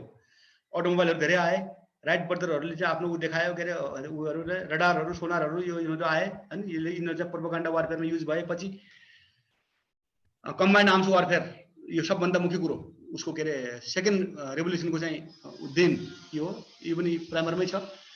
जर्मनले हो सबभन्दा बढी यसको फाइदा उठाएको यो कम्बाइन्ड आर्म्स वारफेयरको। जर्मन पावरफुल बनाए, त्यही भएर ब्लिट्जक्रिग भन्ने त्यही बेलामा आएको लाइटनिङ वार, पेन्जरहरू जो ट्याङ्कहरू जो बने हैन, डाइभर बमरहरू उसले बनाए, प्लेनहरू, आर्मरहरू बने, आर्मर्ड कन्सेप्ट ल्यायो फुलरले हैन। त्यो आर्मर्डहरूको विकास भयो। लिटल हर्टले फेरि इन्डाइरेक्ट एप्रोच भन्ने लिएर आयो एउटा, यो आर्मर्ड र एयर सँगै जानुपर्छ भन्ने भयो। तल आर्मर, माथिबाट चाहिँ एयरले कभर दिएर वार लड्ने जो छ स्कर्मिसिङ, त्यसलाई चाहिँ इन्डाइरेक्ट एप्रोच भन्दो रहेछ यसलाई। यो पनि कहीँ एक नम्बर आयो भने याद गर्नु। यो वाट इज लिटल हार्टको इन्डाइरेक्ट एप्रोच भन्नाले के बुझिन्छ भनेपछि पहिला छुट्टिएर जान्थ्यो, पहिला प्लेनले अलग हान्थ्यो, आर्मर अलग हिँड्थ्यो। अब नै अब सँगसँगै कभर, तल आर्मरमा जाने ट्रुपहरू, माथिबाट प्लेनले कभर दिने जो छ त्यो ट्याक्टिस छ, त्यसलाई चाहिँ इन्डाइरेक्ट बोल भन्दो रहेछ। क्लियर छ यो? क्लियर छ? हजुर। ओके, यो चाहिँ कतै आइहाल्ला 1-2 नम्बरको, कतै ख्याल गर्नु है। ओके, तै पनि अब ओफेन्सिभ नै चाहिन्छ नै भन्ने भयो। डिफेन्समा चाहिँ स्ट्याटिकमा भयो भने, तर ओफेन्सिभ नभइकन त्यो भिक्ट्री नहुने भन्ने कन्सेप्ट आयो। त्यो बेलामा यो जर्मनीमा यो एउटा त्यहाँको जसाबले यो स्किफिल्ड भन्ने उहाँले एउटा उहाँको प्लान धेरै फेमस छ त्यो बेलामा। के त उहाँको थियो भने उहाँले चाहिँ मोबाइल वारफेयर यो डिफेन्समा बसेर भएन, पेन्जरलाई लिएर चाहिँ ब्लिट्जक्रिग गरेर एकदम स्टर्म ट्रुपरलाई इन्फिल्ट्रेट गराएर साना युनिटमा चाहिँ तर हाइली मोबाइल भएर हिँड्नुपर्छ भन्ने कन्सेप्ट ल्याउनु भएको थियो। त्यसलाई स्किम अफ प्लान भन्दो रहेछ होइन। जो पहिला स्ट्याटिक फाइटिङ हुन्थ्यो त्यसलाई होइन, उसले चाहिँ एउटा त्यो जर्साबले अब यसरी हिँड्नुपर्छ अगाडि जर्मनी भनेर चाहिँ मोबाइल फाइटिङ स्टर्म ट्रुपर भने उनीहरूको चाहिँ इन्फिल्ट्रेट पेन्टेड गन ट्रुप, त्यसलाई स्टर्म ट्रुपर भन्थ्यो पहिला। तिनीहरूको लागि चाहिँ युज गर्नुपर्छ, भित्र छिराउनुपर्छ डिफेन्समा, र स्मल बट हाई क्वालिटी मोबाइलहरू चाहिँ आर्मर्ड टुक्राहरूलाई चाहिँ ठाउँ खडाउनुपर्छ भन्ने खालको कन्सेप्ट ल्याएको थियो। त्यसलाई भन्छ स्किफ एन्ड प्लान भन्छ। अब तर त्यो बेला के भयो त फेरि त्यो एजमा एलाइड फोर्सहरू थियो, उनीहरूको चाहिँ स्ट्रेटेजिक बम्बिङहरूमा डिफेन्सिभ बढी यसलाई युज बढी गर्यो, अर्थात् यो उसमा के अरे इकोनोमिक टार्गेटहरूमा हान्ने, टाउनहरूमा हान्ने गर्यो होइन, स्ट्रेटेजिक बम्बिङहरू बढी प्रयोग गर्यो।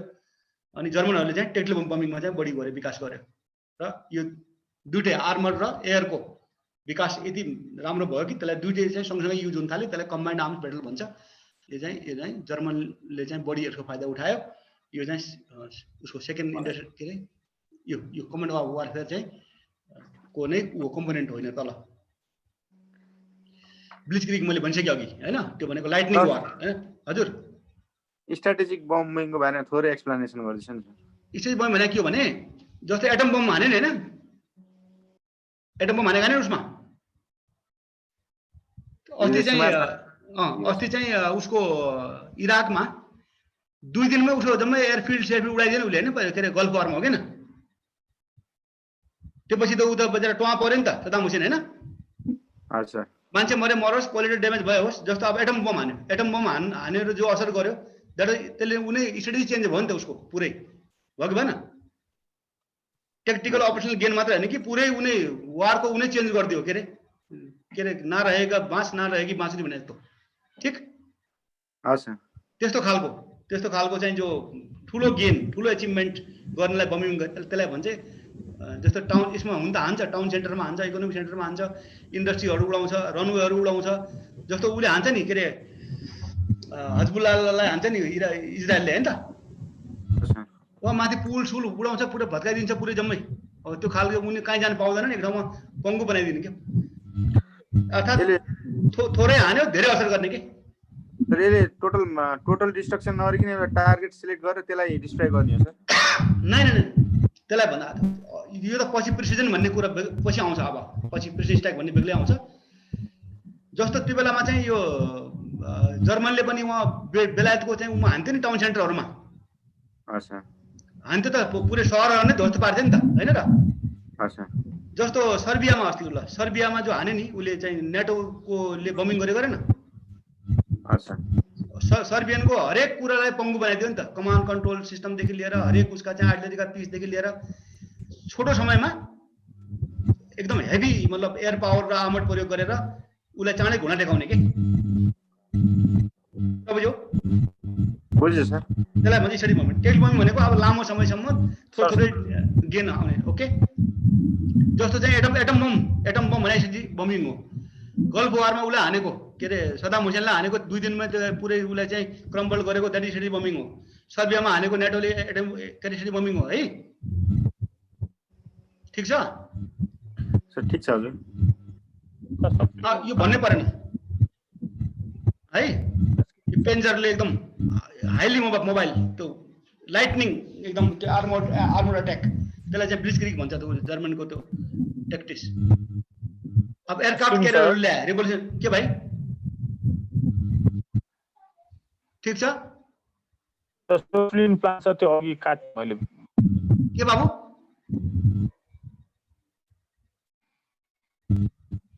हेलो, सरी स्लोलिङ प्लान सर स्किपल्स प्लान भन्ने यो स्लाइडमा स्लिपिङ प्लानहरु यो भनेको जर्मनको एउटा जज साहबले त्यो बेलामा जर्मनको एउटा जर्नलले ल्याएको प्लान हो। उसले के ल्याएको थियो भने अब यो एक ठाउँमा बसेर डिफेन्समा बसेर भएन, हामीले चाहिँ लड्नु पर्यो भने जर्मनले चाहिँ पेन्जर ट्याङ्कहरू आइसकेका थिए, तिनलाई चाहिँ हामीले अब मोबाइलमा चाहिँ बढी युज गर्नुपर्छ। स्टर्म ट्रुपर भनेको तिनीहरूको इन्फिल्ट्रेटिङ ट्रुपहरूलाई स्टर्म ट्रुप भन्थ्यो त्यो बेलामा। उनीहरू चाहिँ निर्धक्क जान्थे, त्यो जस्तो माइनफिल्ड भयो नि माइनफिल्डमाथि हाम फालेर जान्थे यिनीहरू, इन्फ्लिक्ट गर्थे डिफेन्समा। र यो अब हेभी आर्मर्ड एकै ठाउँमा प्रयोग नगरिकन आर्मर्डको लागि डिटेचमेन्ट छुट्याउने, मोबाइल टिम बनाउने, आर्मर्डको 4टा ट्याङ्क एक ठाउँमा, 4 ट्याङ्क एक ठाउँमा, ठाउँमा चाहिँ छरेर चाहिँ अट्याक गर्नुपर्छ भन्ने त्यो खालको प्लानलाई चाहिँ यो जर्सापको नाम हो। यो स्किल भन्ने जर्साप हो त्यहाँको जर्मनको है, उहाँको प्लान हो त्यो। ओके ठिक छ, बुझ्यो सर, क्लियर छ, बुझ्यो है। अगाडि बढौँ। हस् सर। ल एयरक्राफ्टहरूको त्यो बेलामा विकास भयो, यी पर्ल हार्बरमा बमिङहरू भए, त्यो बेलामा ब्रिटिसहरूकोले पुरै फ्लोटिङहरूको प्लेनहरू बनाए, ब्रिटिसले फ्लोटिङ प्लेन बनायो। नेभल एभिएसनहरू, नेभलमा अब जम्मै एम्फिबियस वारफेयरको लागि चाहिने जम्मै हेलिकप्टरहरू पनि भयो, त्यहाँ फाइटर पनि एउटै पानी जहाजको बेडामा जान थाले, एम्फी वारफेयर विकास भयो। बेटल फ्लिटहरू चाहिँ अब फ्लिट क्यारियरमा ठुल्ठुला आयो त्यो, अब जो पहिला सानसाना छुट्टिएर जान्थे होइन त्यो होइन, अब त यसले जम्मै बोक्छ, यसले अब सबै इभन न्युक्लियर पनि बोक्छ अहिले त फ्लिट क्यारियरले है, ठुल्ठुलो। अब यो लङ रेन्ज बमिङ हुन थाल्यो अब होइन, पहिला सानो हुन्थ्यो, अब रेन्ज पनि बढ्यो, हरेक कुरो बढ्यो, त्यसले गर्दाखेरि टाढैबाट हान्ने भयो अब यो फ्लिट क्यारियरहरूले। लङ रेन्ज बमिङको विकास भयो, यो एयरक्राफ्ट क्यारियरको रिभोल्युसन भएको हो। यो भन्छ कि अघि होइन, यो चाहिँ फर्स्ट वर्ल्ड वारमै आएको हो यो कन्सेप्ट चाहिँ। त्यो बेलाको बमरहरूले चाहिँ त्यो जर्मनमा हानेको बमिङ, तर चाहिँ त्यति उसमा आएको थिएन जति चाहिँ सेकेन्ड वर्ल्ड वारमा चाहिँ यसले चाहिँ पायो। त्यो उसले उसमा हानेपछि, इटालीमा हानेपछि, के रूपमा जापानमा, त्यो चाहिँ एकदमै यो बमिङ चाहिँ अगाडि लाइटमा आएको हो यो यसरी बमिङ भन्ने कन्सेप्ट। अब युरोपमा बमिङ क्याम्पेनहरू होइन, त्यो बेलामा चाहिँ अब यिनीहरू विकास भयो, प्रिसिजन एरिया बमिङको विकास भयो। पहिला चाहिँ उसमा हान्थ्यो, पब्लिक सेन्टरमा हान्थ्यो, अब चाहिँ सेलेक्टिभ टार्गेटमा हान्ने थाल्यो, प्रिसिजन बमिङ, यो कन्सेप्ट विकास भयो। बम्बरहरूलाई पहिला एक्लै जान्थे, अब चाहिँ त्यसको पछाडि अरू स्क्वाड पनि जान थाले, अरू पाथ फाइन्डरहरू तल भुइँमा उसलाई गाइड गर्नलाई, बमिङलाई गाइड गर्नलाई चाहिँ तिनीहरूको विकास भयो। यो त्यो बेलामा यो B-29 भन्ने चाहिँ यो सुपर फोर्ट्रेस भन्ने यो एकदमै उसको युएसए को तहल्का मचाएको चाहिँ ऊ हो त्यो फ्लिट, त्यो बेलाको उसँग चाहिँ 3000 थियो अरे, 1942 मा नै 3000 पुगेको थियो। रडारको युज भयो, अनि पछि बमिङ चाहिँ लो लेभल, पहिला हाईबाट हान्थ्यो, लेभलबाट हान्थ्यो, पछि लो एल्टिट्युडबाट हान्न थाले बमिङहरू। ओके, यो पनि स्ट्रेट फ्रम प्राइमर। अब इन्डस्ट्रियल रेभोल्युसनको के भयो त, सेकेन्ड रेभोल्युसनको चाहिँ ऊ के अरे कन्सिक्वेन्स निचोड, फेरि अघि भनेको कुराको समेटेर फेरि ल्यान्ड वारफेयरमा यो आए, त्यही कुरा दोहोरियो फेरि। Tanks, radio communication, air power, blitzkrieg, amphibious, parachute, gliders, anti tank weapon, self propelled gun, proximity fuse, यस्तै आए। यो थाहा छ प्रोक्सिमिटी फ्युज भनेको? यो भनेको आफूले चाहे बेलामा चाहिँ पड्काउने कि एथलिटलाई, कति मिनट पड्काउने त, 3 मिनटमा पड्काउने कि 5 मिनटमा पड्काउने कि भनेर डिले फ्युज, आफूले चाहेको समय पड्काउने जो फ्युज राख्छ त्यसलाई प्रोक्सिमिटी फ्युज भन्छ। ल नेभल वारफेयरमा केहरू आए त्यही कुरा रिपिट भएको छ अघिकै होइन, त्यो कन्सिक्वेन्समा यो टर्पेडोजहरू ड्रप हुन थालेपछि चाहिँ ठाउँबाट अन्डर वाटर भेसलहरू आए होइन, यो सिप किलरहरू भएपछि वारमा यिनीहरू यो टर्पेडोहरू तलैबाट हान्न थाले नि पानीभित्रैबाट। यो अघिकै चिज दोहोऱ्याएर मैले उसमा निचोडमा ल्याइदिएको हो। एरियल वारफेयरमा केहरू आए, यी त्यही कुरा, प्लेटो वारफेयर है, यी सुपर पावरहरू भए। त्यसपछि यसको फाइदा कसले उठायो भने युएसए र सोभियतले सुपर पावर भए। अनि यो चाहिँ अब तै पनि भए पनि यिनीहरू चाहिँ गुरिल्ला वारफेयरको अगेन्स्ट चाहिँ अझ पनि संवेदनशील नै छन् है भन्ने पनि लेखेको छ त्यहाँ प्राइमरमा। ल सेकेन्ड रिभोल्युसनको अब के त, भविष्य के त, अब सेकेन्ड वर्ल्ड वार पनि सकियो अब होइन त, ठिक? यहाँसम्म क्लियर छ सर? ओके, अब चाहिँ के त भविष्य भन्ने खोज्यो। अब अघि नै भने इन्फर्मेसन रेभोल्युसन आएको छ अहिले, अब तर तपाईँको उसमा दिएको छैन, प्राइमरले त्यसलाई डिसाइड गरेको छ, न त आइसकेको छ यो अहिलेको जो यो के अरे साइबर वारफेयर आइसकेको छ। अब के छ एउटा सोच ल्याएको छ भने न्युक्लियर, पहिला के थियो भने न्युक्लियरहरू वेपनहरू आउने बित्तिकै अब कन्भेन्सनल लडाइँ लडिँदैन भन्ने थियो तर त्यो भएन। अब न्युक्लियर त भउन त भयो, त्यो न्युक्लियर हान्नेको लागि उसले हाने उसले नै हान्छ, संसारै उड्छ, पुरै ध्वस्त हुन्छ, पुरै मान्छे नै हराउँछ यो पृथ्वीबाट भनेर न्युक्लियर वेपन भने खालि चाहिँ के त यो टेक्नोलोजी भनेको खालि स्ट्रेटेजिक उसको लागि मात्रै हो, डिटरेन्सको लागि मात्रै हो, तर यसले चाहिँ कुनै अरू दिन्न भनेर के अरे यसको कुनै अरू इम्प्याक्ट अपरेसनल टेक्निकल इम्प्याक्ट छैन भन्नेमा गयो हुनाले फेरि कन्भेन्सनल मोडमै चेन्ज हुन लाग्छ फेरि वारफेयर। जो पहिलाको चाहिँ त्यो उ थियो न्युक्लियर वारमा जाला यहाँ जाला भन्ने थियो, कन्भेन्सनल वार चाहिँदैन भन्ने थियो, नै फेरि कन्भेन्सनल वारतिर नै मान्छेहरू चाहिँ ढल्किन लाग्छ फेरि। यिनीहरू आइसक्यो अहिले, प्रिसिजन गाइडेड मिसाइलहरू आइसक्यो अहिले, आउँछ होइन। यो स्टेल्थ बमर भन्ने थाहा छैन? स्टेल्थ टेक्नोलोजी थाहा छैन? त्यो रडारले पनि थाहा नपाउने प्लेन छ नि, B2 बम्बरहरू छ नि,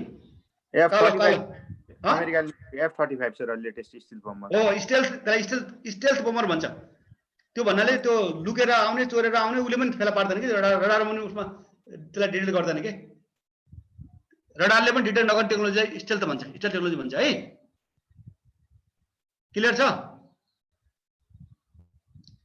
हजुर। ल अब अनम्यान्ड भेहिकल भन्नै परेन, जो अलिक ठाउँ ठाउँ त्यत्रो हानिरहेछ उसले, के अरे हाम्रो के अरे अफगानिस्तानमा हानिरहेछ, यसले कति हान्छ अहिले होइन, हाम्रो इजरायलले पनि हान्छ यो अनम्यान्ड भेहिकलहरूले, साइबर आछ। अब के भनाइ छ भने अबको वारफेयर चाहिँ जो पहिलाको चाहिँ एउटा डाइनामिक सेट हुन्थ्यो, कन्ट्रोल हुन्थ्यो, त्यो वारफेयर हुन्थ्यो, एउटा सेट डाइरेक्सनमा जान्छ भन्ने आफूले चाहिँ जो एउटा उ आउँथ्यो, मतलब त्यो थाहा हुन्थ्यो आफूलाई, त्यो नहुने भयो अब भविष्यको वारफेयरमा। यसले चाहिँ मान्छे अबको वारफेयर चाहिँ बेतरतिब स्ट्रेन्ज एकदमै यो चाहिँ अनइन्टेन्डेड अनलिमिटेड डाइरेक्सनमा चाहिँ यो युज होला भन्ने छ, यो भनाइ चाहिँ हो। किनभने यो अब मैले अस्ति नै भनेको थिएँ मैले क्लासमा, यो आर्टिफिसियल इन्टेलिजेन्स भनेपछि ह्युमन डाइमेन्सन यसले चाहिँ नाश गर्छ, ह्युमन डाइमेन्सनले काम गर्दैन भनेपछि त्यो उसले त्यसले रडारले चाहिँ के उसले रोबोटले चाहिँ त्यसलाई कन्ट्रोल कतिसम्म गर्ला मेसिनले, त्यही भएर कन्ट्रोल हुँदैन।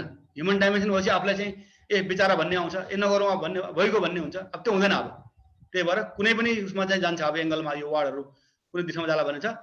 नन स्टेट एक्टरहरूले चाहिँ अब ले पनि आरएमए को प्रयोग गर्न सक्छन्, अब अहिले गरिरहेछन् होइन, ठाउँ ठाउँमा जो उ छन् नि यो अलकायदा भन्ने यिनीहरू छन् होइन, उसका छन् के अरे बोको हराम भन्ने छन्, भोलि यिनीहरूले पनि यो आरएमए को फाइदा उठाएर चाहिँ सानो सानो न्युक्लियरका टुक्राहरू पाए, केही पाए, केमिकल पाए, ऊ पाए, भोलि यिनले पनि आरएमए को चाहिँ युज दुरुपयोग गर्ला भन्ने छ। अर्थात् ओभरअल के छ भने सेकेन्ड इन्डस्ट्रियल रेभोल्युसन पछिको निचोड के छ भने अबको फ्युचर वारफेयर चाहिँ सर्टेनिटी हुँदैन, अनसर्टेन पहिलाको भन्दा चाहिँ अनसर्टेनिटी चाहिँ बढ्छ भन्ने छ डेफिनेटली होइन, इन्फर्मेसन रेभोल्युसनले गर्दाखेरि, किन आर्टिफिसियलिटी बढ्यो नि त। ल अब कन्क्लुजनमा फेरि भन्छु म, मिलिट्री रेभोल्युसन भनेको चाहिँ सिस्टमले ल्याएको revolution, okay, political social change भएर इकोनोमिक चेन्ज भएर कन्ट्रीको सिस्टमले ल्याएको चाहिँ जति छ त्यो रेभोल्युसनलाई चाहिँ मिलिट्री रेभोल्युसनमा गनिन्छ होइन। त्यही भएर यिनीहरू चाहिँ अनप्रेडिक्टेबल हुन्छन् र यिनीहरू अनकन्ट्रोलेबल हुन्छन्, अघि नै भने हो पहिले। र चाहिँ रेभोल्युसन मिलिट्री भन्नाले टेक्नोलोजीले ल्याएको, टेक्नोलोजीले गर्दाखेरि जो हाम्रो अर्गनाइजेसनमा पर्यो असर पर्यो, यिनीहरू चाहिँ हाम्रो यी चेन्ज भए यी चाहिँ आरएमए भित्र आउँछन्। यिनीहरू दुइटै चाहिँ फेरि कसले कसलाई ल्यायो, कुखुरा पहिला अन्डा पहिला भन्ने चाहिँ यो चाहिँ अहिलेसम्म पनि यो डिबेटेड उ नै छ, क्लियरिटी छैन। फेरि आरएमए चाहिँ जो छ यो स्ट्रेटेजिक के अरे यसले चाहिँ यो तल मात्रै यसले फाइदा पुर्याउँछ, स्ट्रेटेजिक फाइदा यसले चाहिँ पुर्याउँदैन भन्नेमा पनि छ अहिलेको यसले चाहिँ भनाइ। यो आरएमए चाहिँ भयो भने पनि यसले चाहिँ अपरेसनल टेक्निकल लेभललाई मात्र सम्म चाहिँ यसको युज होला, त्यो पछि चाहिँ यसको चाहिँ सदुपयोग हुँदैन भन्नेमा चाहिँ अहिलेको संसार छ। फेरि टेक्नोलोजी भनेको मात्रै पनि एउटा प्राइम ड्राइभर होइन, यो चाहिँ एउटा क्याटलिस्ट हो मात्रै, के अरे आगोमा घिउ थप्ने मात्रै हो, क्याटलिस्ट हो, यो चाहिँ अल इन अल होइन भन्ने चाहिँ अहिलेको अब बुझाइ छ। अब टेक्नोलोजीको चाहिँ के त कम्प्लेक्सिटी के छ भन्ने त्यो पनि प्राइमरीमा दिएको छ, यो कहीँ सोधिहाल्यो भने पनि कहीँ यो पनि ख्याल गर्नु होला। यसले के त टेक्नोलोजी चाहिँ विकासमा त भएर भएन, त्यसलाई चाहिँ त्यसको सदुपयोग गर्न चाहिँ गाह्रो छ, किनभने यसले चाहिँ यो चाहिन्छ यसलाई त्यो, किनकि बाँदरको हातमा नरिवल नहोस् होइन, आफूसँग भएको त्यसलाई युज गर्न जान्ने एक्सपर्टाइज, म्यान पावर हरेक चाहियो, मतलब त्यो होइन टेक्नोलोजी युज हो। हामीलाई फाइटर दिएर के गर्ने, भोलि हामीले बाहिरको पाइलटलाई उडाउनु पर्छ भने। मिलिट्री रेभोल्युसनहरू को चाहिँ यिनीहरूको चाहिँ लिमिट हुन्छ, अब कतिसम्म होला भन्ने। त्यही भएर त उसले भनेको छ के अरे आइन्स्टाइनले, थर्ड वर्ल्ड वार मलाई थाहा छैन, फोर्थ वर्ल्ड वार चाहिँ फेरि सिभिलाइजेसन चाहिँ डाउन भएर फेरि चाहिँ ढुङ्गाबाट लडिएला भनेको छ। यसको पनि एउटा लिमिट छ, कहाँसम्म जान्छ भन्ने कुरो। तैपनि जो नेचर अफ वारफेयर, जो फ्रिक्सन, अनसर्टेनिटी, कन्फ्युजन भन्ने छ, यो चाहिँ यसले चेन्ज गर्दैन, यो टेक्नोलोजी चेन्ज गर्दैन। त्यही भएर ह्युमन डाइमेन्सन अफ वार चाहिँ टेक्नोलोजीले चाहिँ चेन्ज गर्दैन भन्ने चाहिँ अहिलेसम्मको चाहिँ आम धारणा, आम बुझाइ छ। ल मैले यहाँसम्म सकेँ। अब त्यो अर्को मैले भने अर्को क्लासको लागि मैले पुरै जङ्गल पढाएको हो, तपाईँहरूको आँखा खोल्न ब्रेनस्टर्मिङ गर्नलाई पढाएको हो। त्यो हुन त त्यही भित्रकै चिजहरू छ। त्यो अस्तिको चाहिँ उसमा पहिलाको क्लासमा दुईवटा आर्गुमेन्ट छ। एउटाले चाहिँ टेक्नोलोजीले गर्दाखेरि फरक पार्ला क्यारेक्टर अफ वारलाई भन्ने छ, एउटाको बुझाइ। अनि अर्को चाहिँ एउटा भनाइ के छ भने होइन, टेक्नोलोजी जति आए पनि फेरि के अरे उही चाहिन्छ के अरे, यसले केही पनि असर गर्दैन, नेचर अफ वार चाहिँ चेन्ज भएको छैन भन्ने अनुसारले गएको छ। लेसन लर्न पनि मैले 20-25वटा चाहिँ कमन ल्याइदिएको थिएँ। त्यो भित्र अलिकति तपाईँहरूले चाहिँ अलिकति हेभी भयो होला तपाईँहरूलाई, सायद त्यो बिचरा तपाईँहरूको प्राइमरभन्दा बाहिरका हुनाले चिन्ता लाग्यो होला। जसले मलाई टाइम बक्सिन्छ भने म चाहिँ प्राइमर बेस्ड भएर मात्रै पनि एउटा पढाइदिन्छु। तर त्यही कुराहरू हो जो कुरा मैले भने अस्ति, त्यही कुरा प्राइमरभित्र छन्। मैले अस्ति जङ्गल पढाएँ, तपाईँहरूको प्राइमरमा चाहिँ रुखको बारेमा बयान गरेको छ, तर त्यो रुख चाहिँ त्यही जङ्गलभित्रै छ। इफ भरत साहब हि अलाउज मी, मैले एउटा अर्को पिरियड मैले लिदिन, मलाई गाह्रो छैन, बेस्ड अन प्राइमर उसको के अरे रेलिभेन्सी अफ मिलिट्री हिस्ट्रीको is up to the system. अब के छ भने ल यसमा अरू केही छ भने I am ready to answer, otherwise ल भाइ।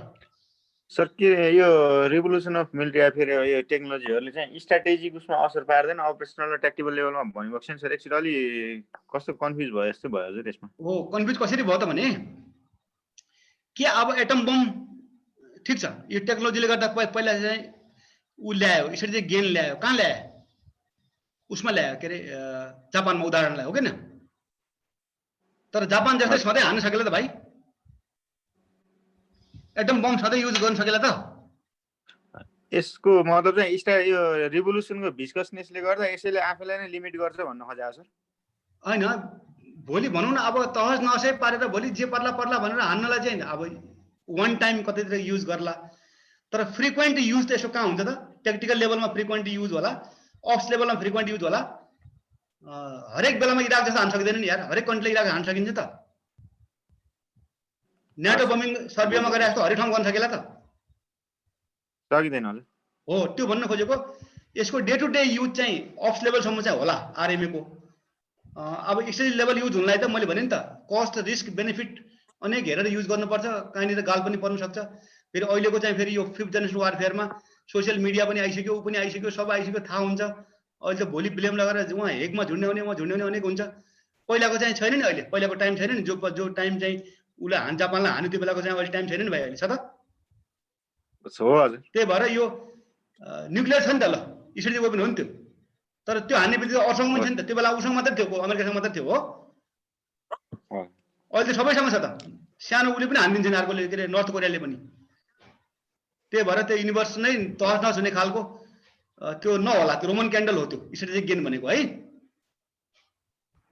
एउटा डिटरेन्सको रूपमा मात्र हुने हो, स्ट्राटेजिक लेभलको पोलिसी चाहिँ चेन्ज नगर्ने हो, अपरेसन र डिटरेन्स पनि अब त्यो डिटरेन्स पनि गरेको छैन भन्ने छ अहिले कन्सेप्ट। खास भन्ने हो भने अब पाउनेले पाइरहेकै छ, टेक्नोलोजीको के अरे चोरिरहेको छ। पाकिस्तानले गेन गरेछ, इरानले लिएछ, साउदी अरेबियाले लिएछ। यो अब वर्ल्ड पावर पोलिटिक्स बेग्लै छ फेरि, यसलाई चाहिँ फेरि कन्फ्युज होला नजाउँ यतिर है। डिटरेन्स पनि खालि लिखित मात्रै डिटरेन्स भएको छ, खास डिटरेन्स भएको छैन भने चाहिँ अहिले बुझाइ। ल अब त्यही हो, अब भरत साहबलाई सर गुड इभिनिङ हजुर। के भाइ? Sir good evening sir. Good evening भाइ। सर यो आरएमए र मिलिट्री रिभोल्युसनमा इन टर्म्स अफ इम्प्लिकेसन यो 21st सेन्चुरीमा के डिफरेन्स छ हजुर? के रे भाइ? यो आरएमए र मिलिट्री रिभोल्युसनमा in terms of implication sir, implication on 21st century sir के डिफरेन्स छ हजुर? ओके, अब अहिले के छ भने तिमीहरू यदि अमेरिकन सिपाहीहरूलाई हेऱ्यो भने एक्जाम्पल दिन्छु म, त्यो अमेरिकन सिपाहीको इक्विपमेन्ट तिमीहरू हेर, के उसले उसको हेलमेटमा के हुन्छ, उसको राइफलमा के हुन्छ, कसो उसलाई चाहिँ अब अहिले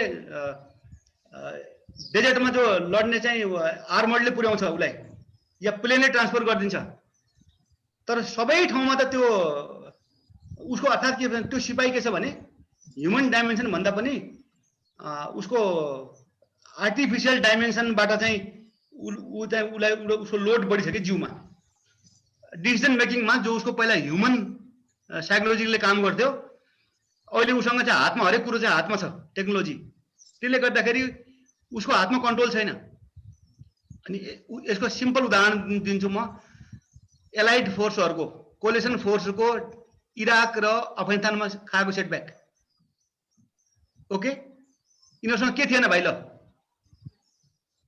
148 कन्ट्रीहरू यत्रो टेक्नोलोजी बोकेर गए त्यो बेला सद्दाम हुसेनलाई भटाभट सुरुमा मारे तर अब त त्यो बेलामा त मिलिट्रीमा त लडिरहेको थियो अब त पिपुल लड्न थाले नि त इराकमा त पपुलेसन लड्न थाले अब सबैजना अब त तिम्रो त ह्युमन टरेन आयो ल अब बेटल फिल्डमा पहिला मिलिट्री मात्र आउँथ्यो त्यसको लागि यिनीहरूसँग टेक्नोलोजी काम गर्थ्यो अब त हान्न पनि मिल्दैन अब जम्मै बालबच्चाहरू मर्छन् उहाँ मर्छन् त्यहाँ मर्छन् सब खेतीपाती नष्ट हुन्छ अब के फाइदा भयो त ल यत्रो टेक्नोलोजी बोकेर गएको 148 कन्ट्रीहरू अहिले इकोनोमी नै डाउन गरिसकेको छ पुरै वर्ल्डको त्यो वारले इराक वारले तर गेन त केही भएको छैन नि त भएको छ त अब हेऱ्यो चस्मा लगाएको कालो चस्मा लगाएका चाहिँ पुरा हेलमेटमा चाहिँ पुरा के बोकेका एकदम चिटिक्क बुट पनि एकदम नपोलिने बुट रे हातमा चाहिँ अनेक फिट गरेका चाहिँ अनेक बायोनिक मेनहरू चाहिँ यहाँ पक्रा भएका सिपाही छन् तर गेन केही पनि छैन किन त भने टेक्नोलोजीले ह्युमन डाइमेन्सनलाई त्यो कहिले पनि उ गर्दै गर्दैन त्यो रिकुपरेट गर्दै गर्दैन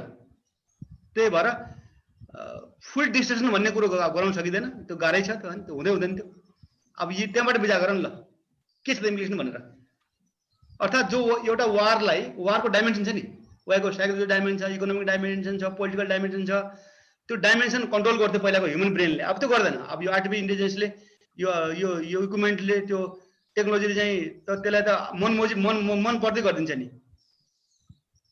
त्यो चाहिँ हो इम्प्लिकेसन ल अर्थात् जे जस्तो भयो पनि मैले भने फेरि छोटकरीमा क्यारेक्टरहरू चाहिँ फेर्ला कोही क्यारेक्टर फेर्ला भने एकदम फेर्ला तर नेचर चाहिँ वार चाहिँ कुनै पनि हालतमा फेर्दैन कुनै टेक्नोलोजी पनि बुझ्यो दिनेश भाइ सर क्लियर छ सर यो फर्स्ट इन्डस्ट्रियल रेभोल्युसनले सर यो अलिकति इम्ब्यालेन्स अफ पावर कसरी ल्याए सर अलिकति यो नेट गडबड भएर मैले अलिक बुझिनँ सर मैले भने नि त अब विकास त भयो भाइ टेक्नोलोजी विकास त भयो तर के भने त्यो टेक्नोलोजी महँगो पनि छ किन्न पनि सकेन अब रेल सबैले रेल पनि ल्याउन सकेन सबैले गाडी पनि मोटर पनि किन्न सकेन जोसँग इकोनोमी थियो पहिला के थियो भने कोहीसँग केही थिएन सबै बक्सिङले लड्थे भनौँ न सबैजना ढुङ्गा मुढाले उसले खुकुरीले भालाले लड्थे हो सबै बराबर टाइपको छ अब यसले गर्दा के भयो त अलिक धनी देशले चाहिँ टेक्नोलोजीलाई युज गरेर चाहिँ उसको हतियारहरू चाहिँ एकदमै राम्रो लिएर आयो चाँडै हतियारको विकास गर्यो त्यो युरोप चाहिँ जो पहिला चाहिँ सबै बराबर लेभलका थिए दुश्मनहरू अब के भयो त यो कुनै जर्मनी जस्तो कन्ट्री एकदम पावरफुल भएर आयो बेलायतले जसले चाहिँ त्यो आरएमएलाई बढी ग्रास्प गर्यो उसँग क्यापेसिटी थियो त्यो एकदम माथि पुगेर आयो अब पहिला 16th century 15th century Europe के थियो सबैको बराबर लेभल थियो के कुनै एउटा सुपर पावर थिएन के अब त्यहाँ थुप्रै उ भयो मतलब के अरे त्यो 4-5वटा कन्ट्रीले फाइदा पुग्यो उनलाई जर्मनलाई र बेलायतलाई फ्रान्सलाई यिनीहरू चाहिँ अलिकति सुपर पावर भएर आए त्यहाँ रिजनको सुपर पावर अब अरूहरू बेचाराले चाहिँ क्याच गर्न सकेन के त्यसले गर्दाखेरि जो पहिलाको जो एकै स्टेटमा थियो जम्मै उस्तै थियो पहिला अब चाहिँ त्यो भएन अब एउटा चाहिँ एकदम धनी भएर आयो एउटा चाहिँ अलिक गरिब भएर आयो एउटा चाहिँ जस्तो थियो उस्तै रह्यो त्यही भएर जो पहिला चाहिँ एउटै बराबरमा थिए सबैले फाटा लुगा लाउँथे सबैले फाटा चप्पल लाउँथे भने अब चाहिँ एक थरीले चाहिँ पुरा डिङ्गो बुट लाउनु थाल्यो एक थरीले फाटा चप्पलमा रह्यो उसै पनि पावर इम्युनिटी त भयो नि ठिक छ ओके एक्सक्युज सर सर यो फर्स्ट वर्ल्ड वार र सेकेन्ड वर्ल्ड वारको बिचमा सर यो जुन चाहिँ जर्मन र सोभियत आर्मीहरूले चाहिँ यो उसको मेकानाइजेसनको चाहिँ प्रोसेस गर्यो नि सर यो मेकानाइजेसन चाहिँ डेभलप गर्यो नि सर मेकानाइज एलिमेन्टहरूको यसको प्रोसेसको बारे भनिदिनुहोस् न सर के रे त्यो यसो के रे भाइ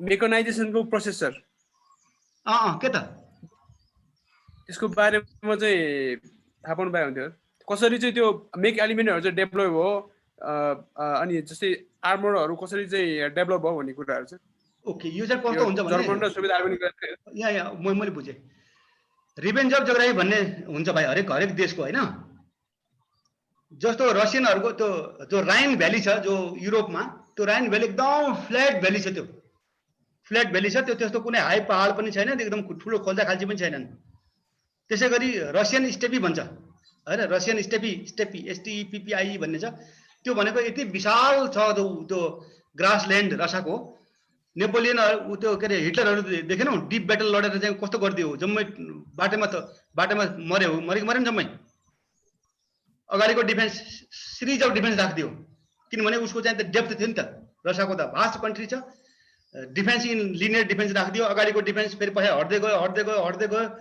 अब यिनीहरू चाहिँ अट्याकरहरू अफेन्सिभमा गए यिनको त घट्दै क्यापेसिटी खत्म भयो लास्टमा यतिसम्म भित्रसम्म डिपसम्म पुगे कि रसियनहरू यिनले फेला पनि सकेन यिनको चाहिँ ल्यान्डले यिनको चाहिँ त्यहाँको जियोग्राफीले दिएको ऊ हो त्यो मेग्नेटिक वारफेयरलाई चाहिँ अगाडि बढाउनलाई जो त ब्रिटिसहरू अब ब्रिटिसहरूले कहाँ बढाउने सानो आइल्यान्ड छ उनीहरूको चाहिँ वरिपरि जम्मै के त सी मात्रै छ त उनले धेरै ट्याङ्क बढाएर के गरोस् मुभमेन्टै मोबिलिटी नै हुँदैन उनीहरूको जस्तो हाम्रो भनौँ न नेपालले फाइटर काम छ नेपालमा यत्रो हिमालमा यो डाँडा काँडामा त फाइटर त असरै गर्दैन नि कि फाइटर वारफेयर त त्यही भएर जियोग्राफी अनुसारले चाहिँ त्यो विकास गर्छ मान्छेले जसको जियोग्राफीले जस्तो अब उसको पानी जहाज के अरे पोर्चुगल र स्पेनिसहरू किन राम्रो भयो त के अरे नेभल फोर्स भयो त भने उनीहरूको एक्सेस जहाँ पनि छ पानी जहाजबाट के अरे बोट भएन भने कहाँ जान सक्दैन जस्तो अमेरिकन भयो अमेरिकनले चाहिँ नेभलको विकास किन गर्नुपर्छ भने वरिपरि जम्मै पानी छ उसको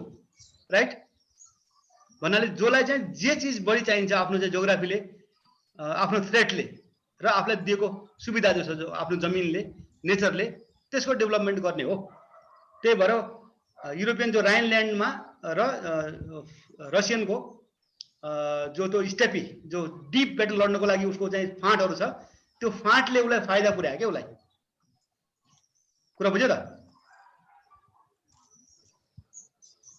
बुझ्यो भाइ बुझ्यो ओके बुझ्यो थ्याङ्क यू ओके अरू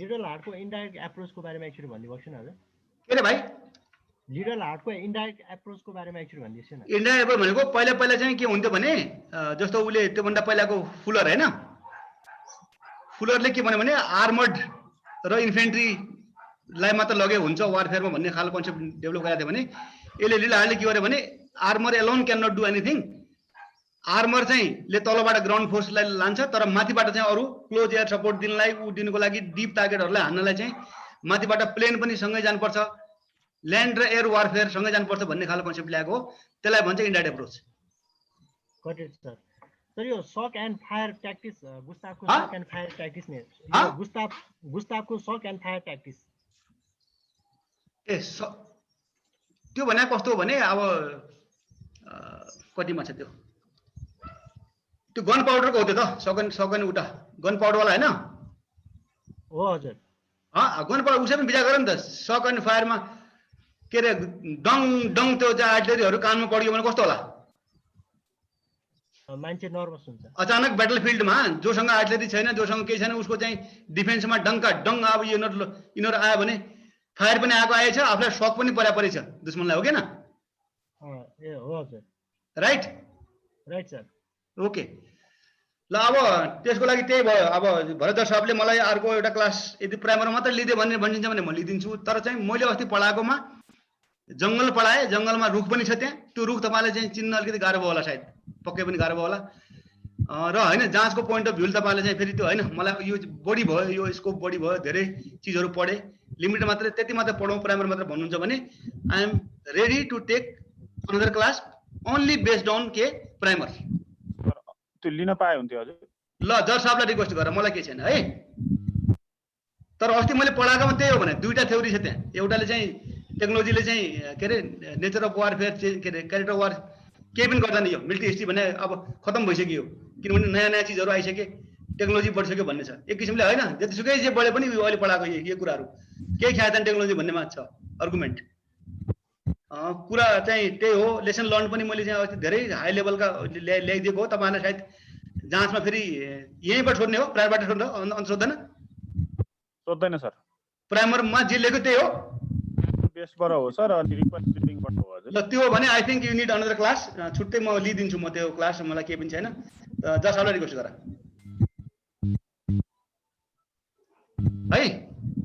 सर हुन्छ हजुर। तर अस्तिको क्लासले चाहिँ आँखा कान चाहिँ खोल्या होला तपाईँहरूको, पक्का पनि खोल्या होला। अलिअलि खोलेको छ सर, त्यो अलिकति भाषा भएर हामीले अलि त्यो प्राइमर होइन अलिकति मैले माथि हायर कमान्डमा पढाइरहेको क्लास भएर मैले उ गरेँ। तपाईँहरूको पनि मैले त्यही सोचेर, म त प्राइमरबाट मात्र सोध्छ भनेर ख्याल गरिनँ। मैले चाहिँ तपाईँहरूको चाहिँ थिङ्कर टाइप क्वेसन आउला यो भन्ने खालकोले धेरै छोइदिएँ होइन।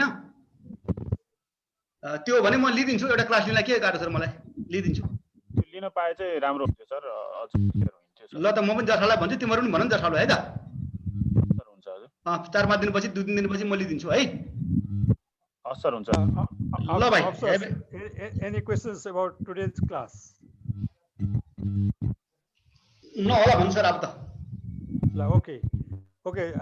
Naresh, we'll let you know about the next class within 1 or 2 days. For today's lecture, thank you very much. We'll see you very soon in Zoom meeting again. Officers, you talk to Rajendra and I will be there. And we'll let you know. हुन्छ, मलाई एउटा class राख्दिछु नि त त्यो रेलेभेन्सीको यिनीहरुको बिचा किन confuse पार्दिनु मैले। म लिइदिन्छु, म क्लियर गरिदिन्छु म। Point taken.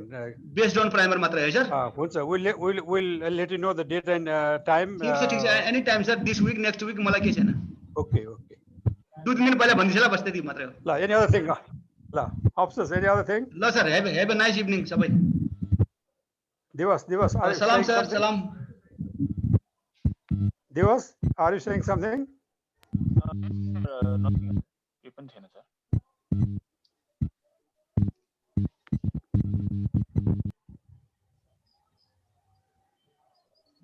सक्यो sir? Okay. Thank you very much, General Naresh. Thank you. सलाम सर, सलाम। Have a nice evening gentlemen। ल पदम सरलाई पनि, ल राजन भाइलाई पनि थ्यांक यू। ल, okay. See you. हस्, थ्यांक यू सर। ल ओके सर। राजन क्लोज गरे हैन अब? हजुर जी। चेन्ज गरौँ? स्टप। ल, हुन्छ। हस् sir.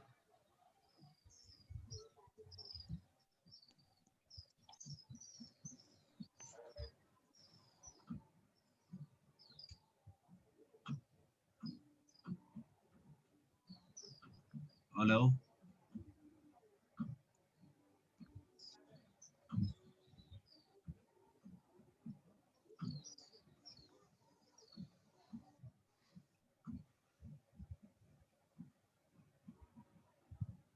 Dinesh Malla, are you trying to say something?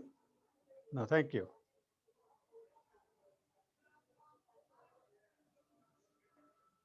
Rajendra, close कर दे भैया ना?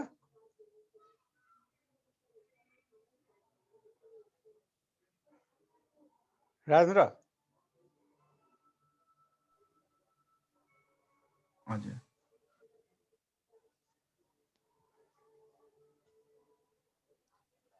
म बुझ्छु र हजुरलाई खबर गर्छु चिफ साहब। हजुर हस् हजुर, ठीक छ हजुर।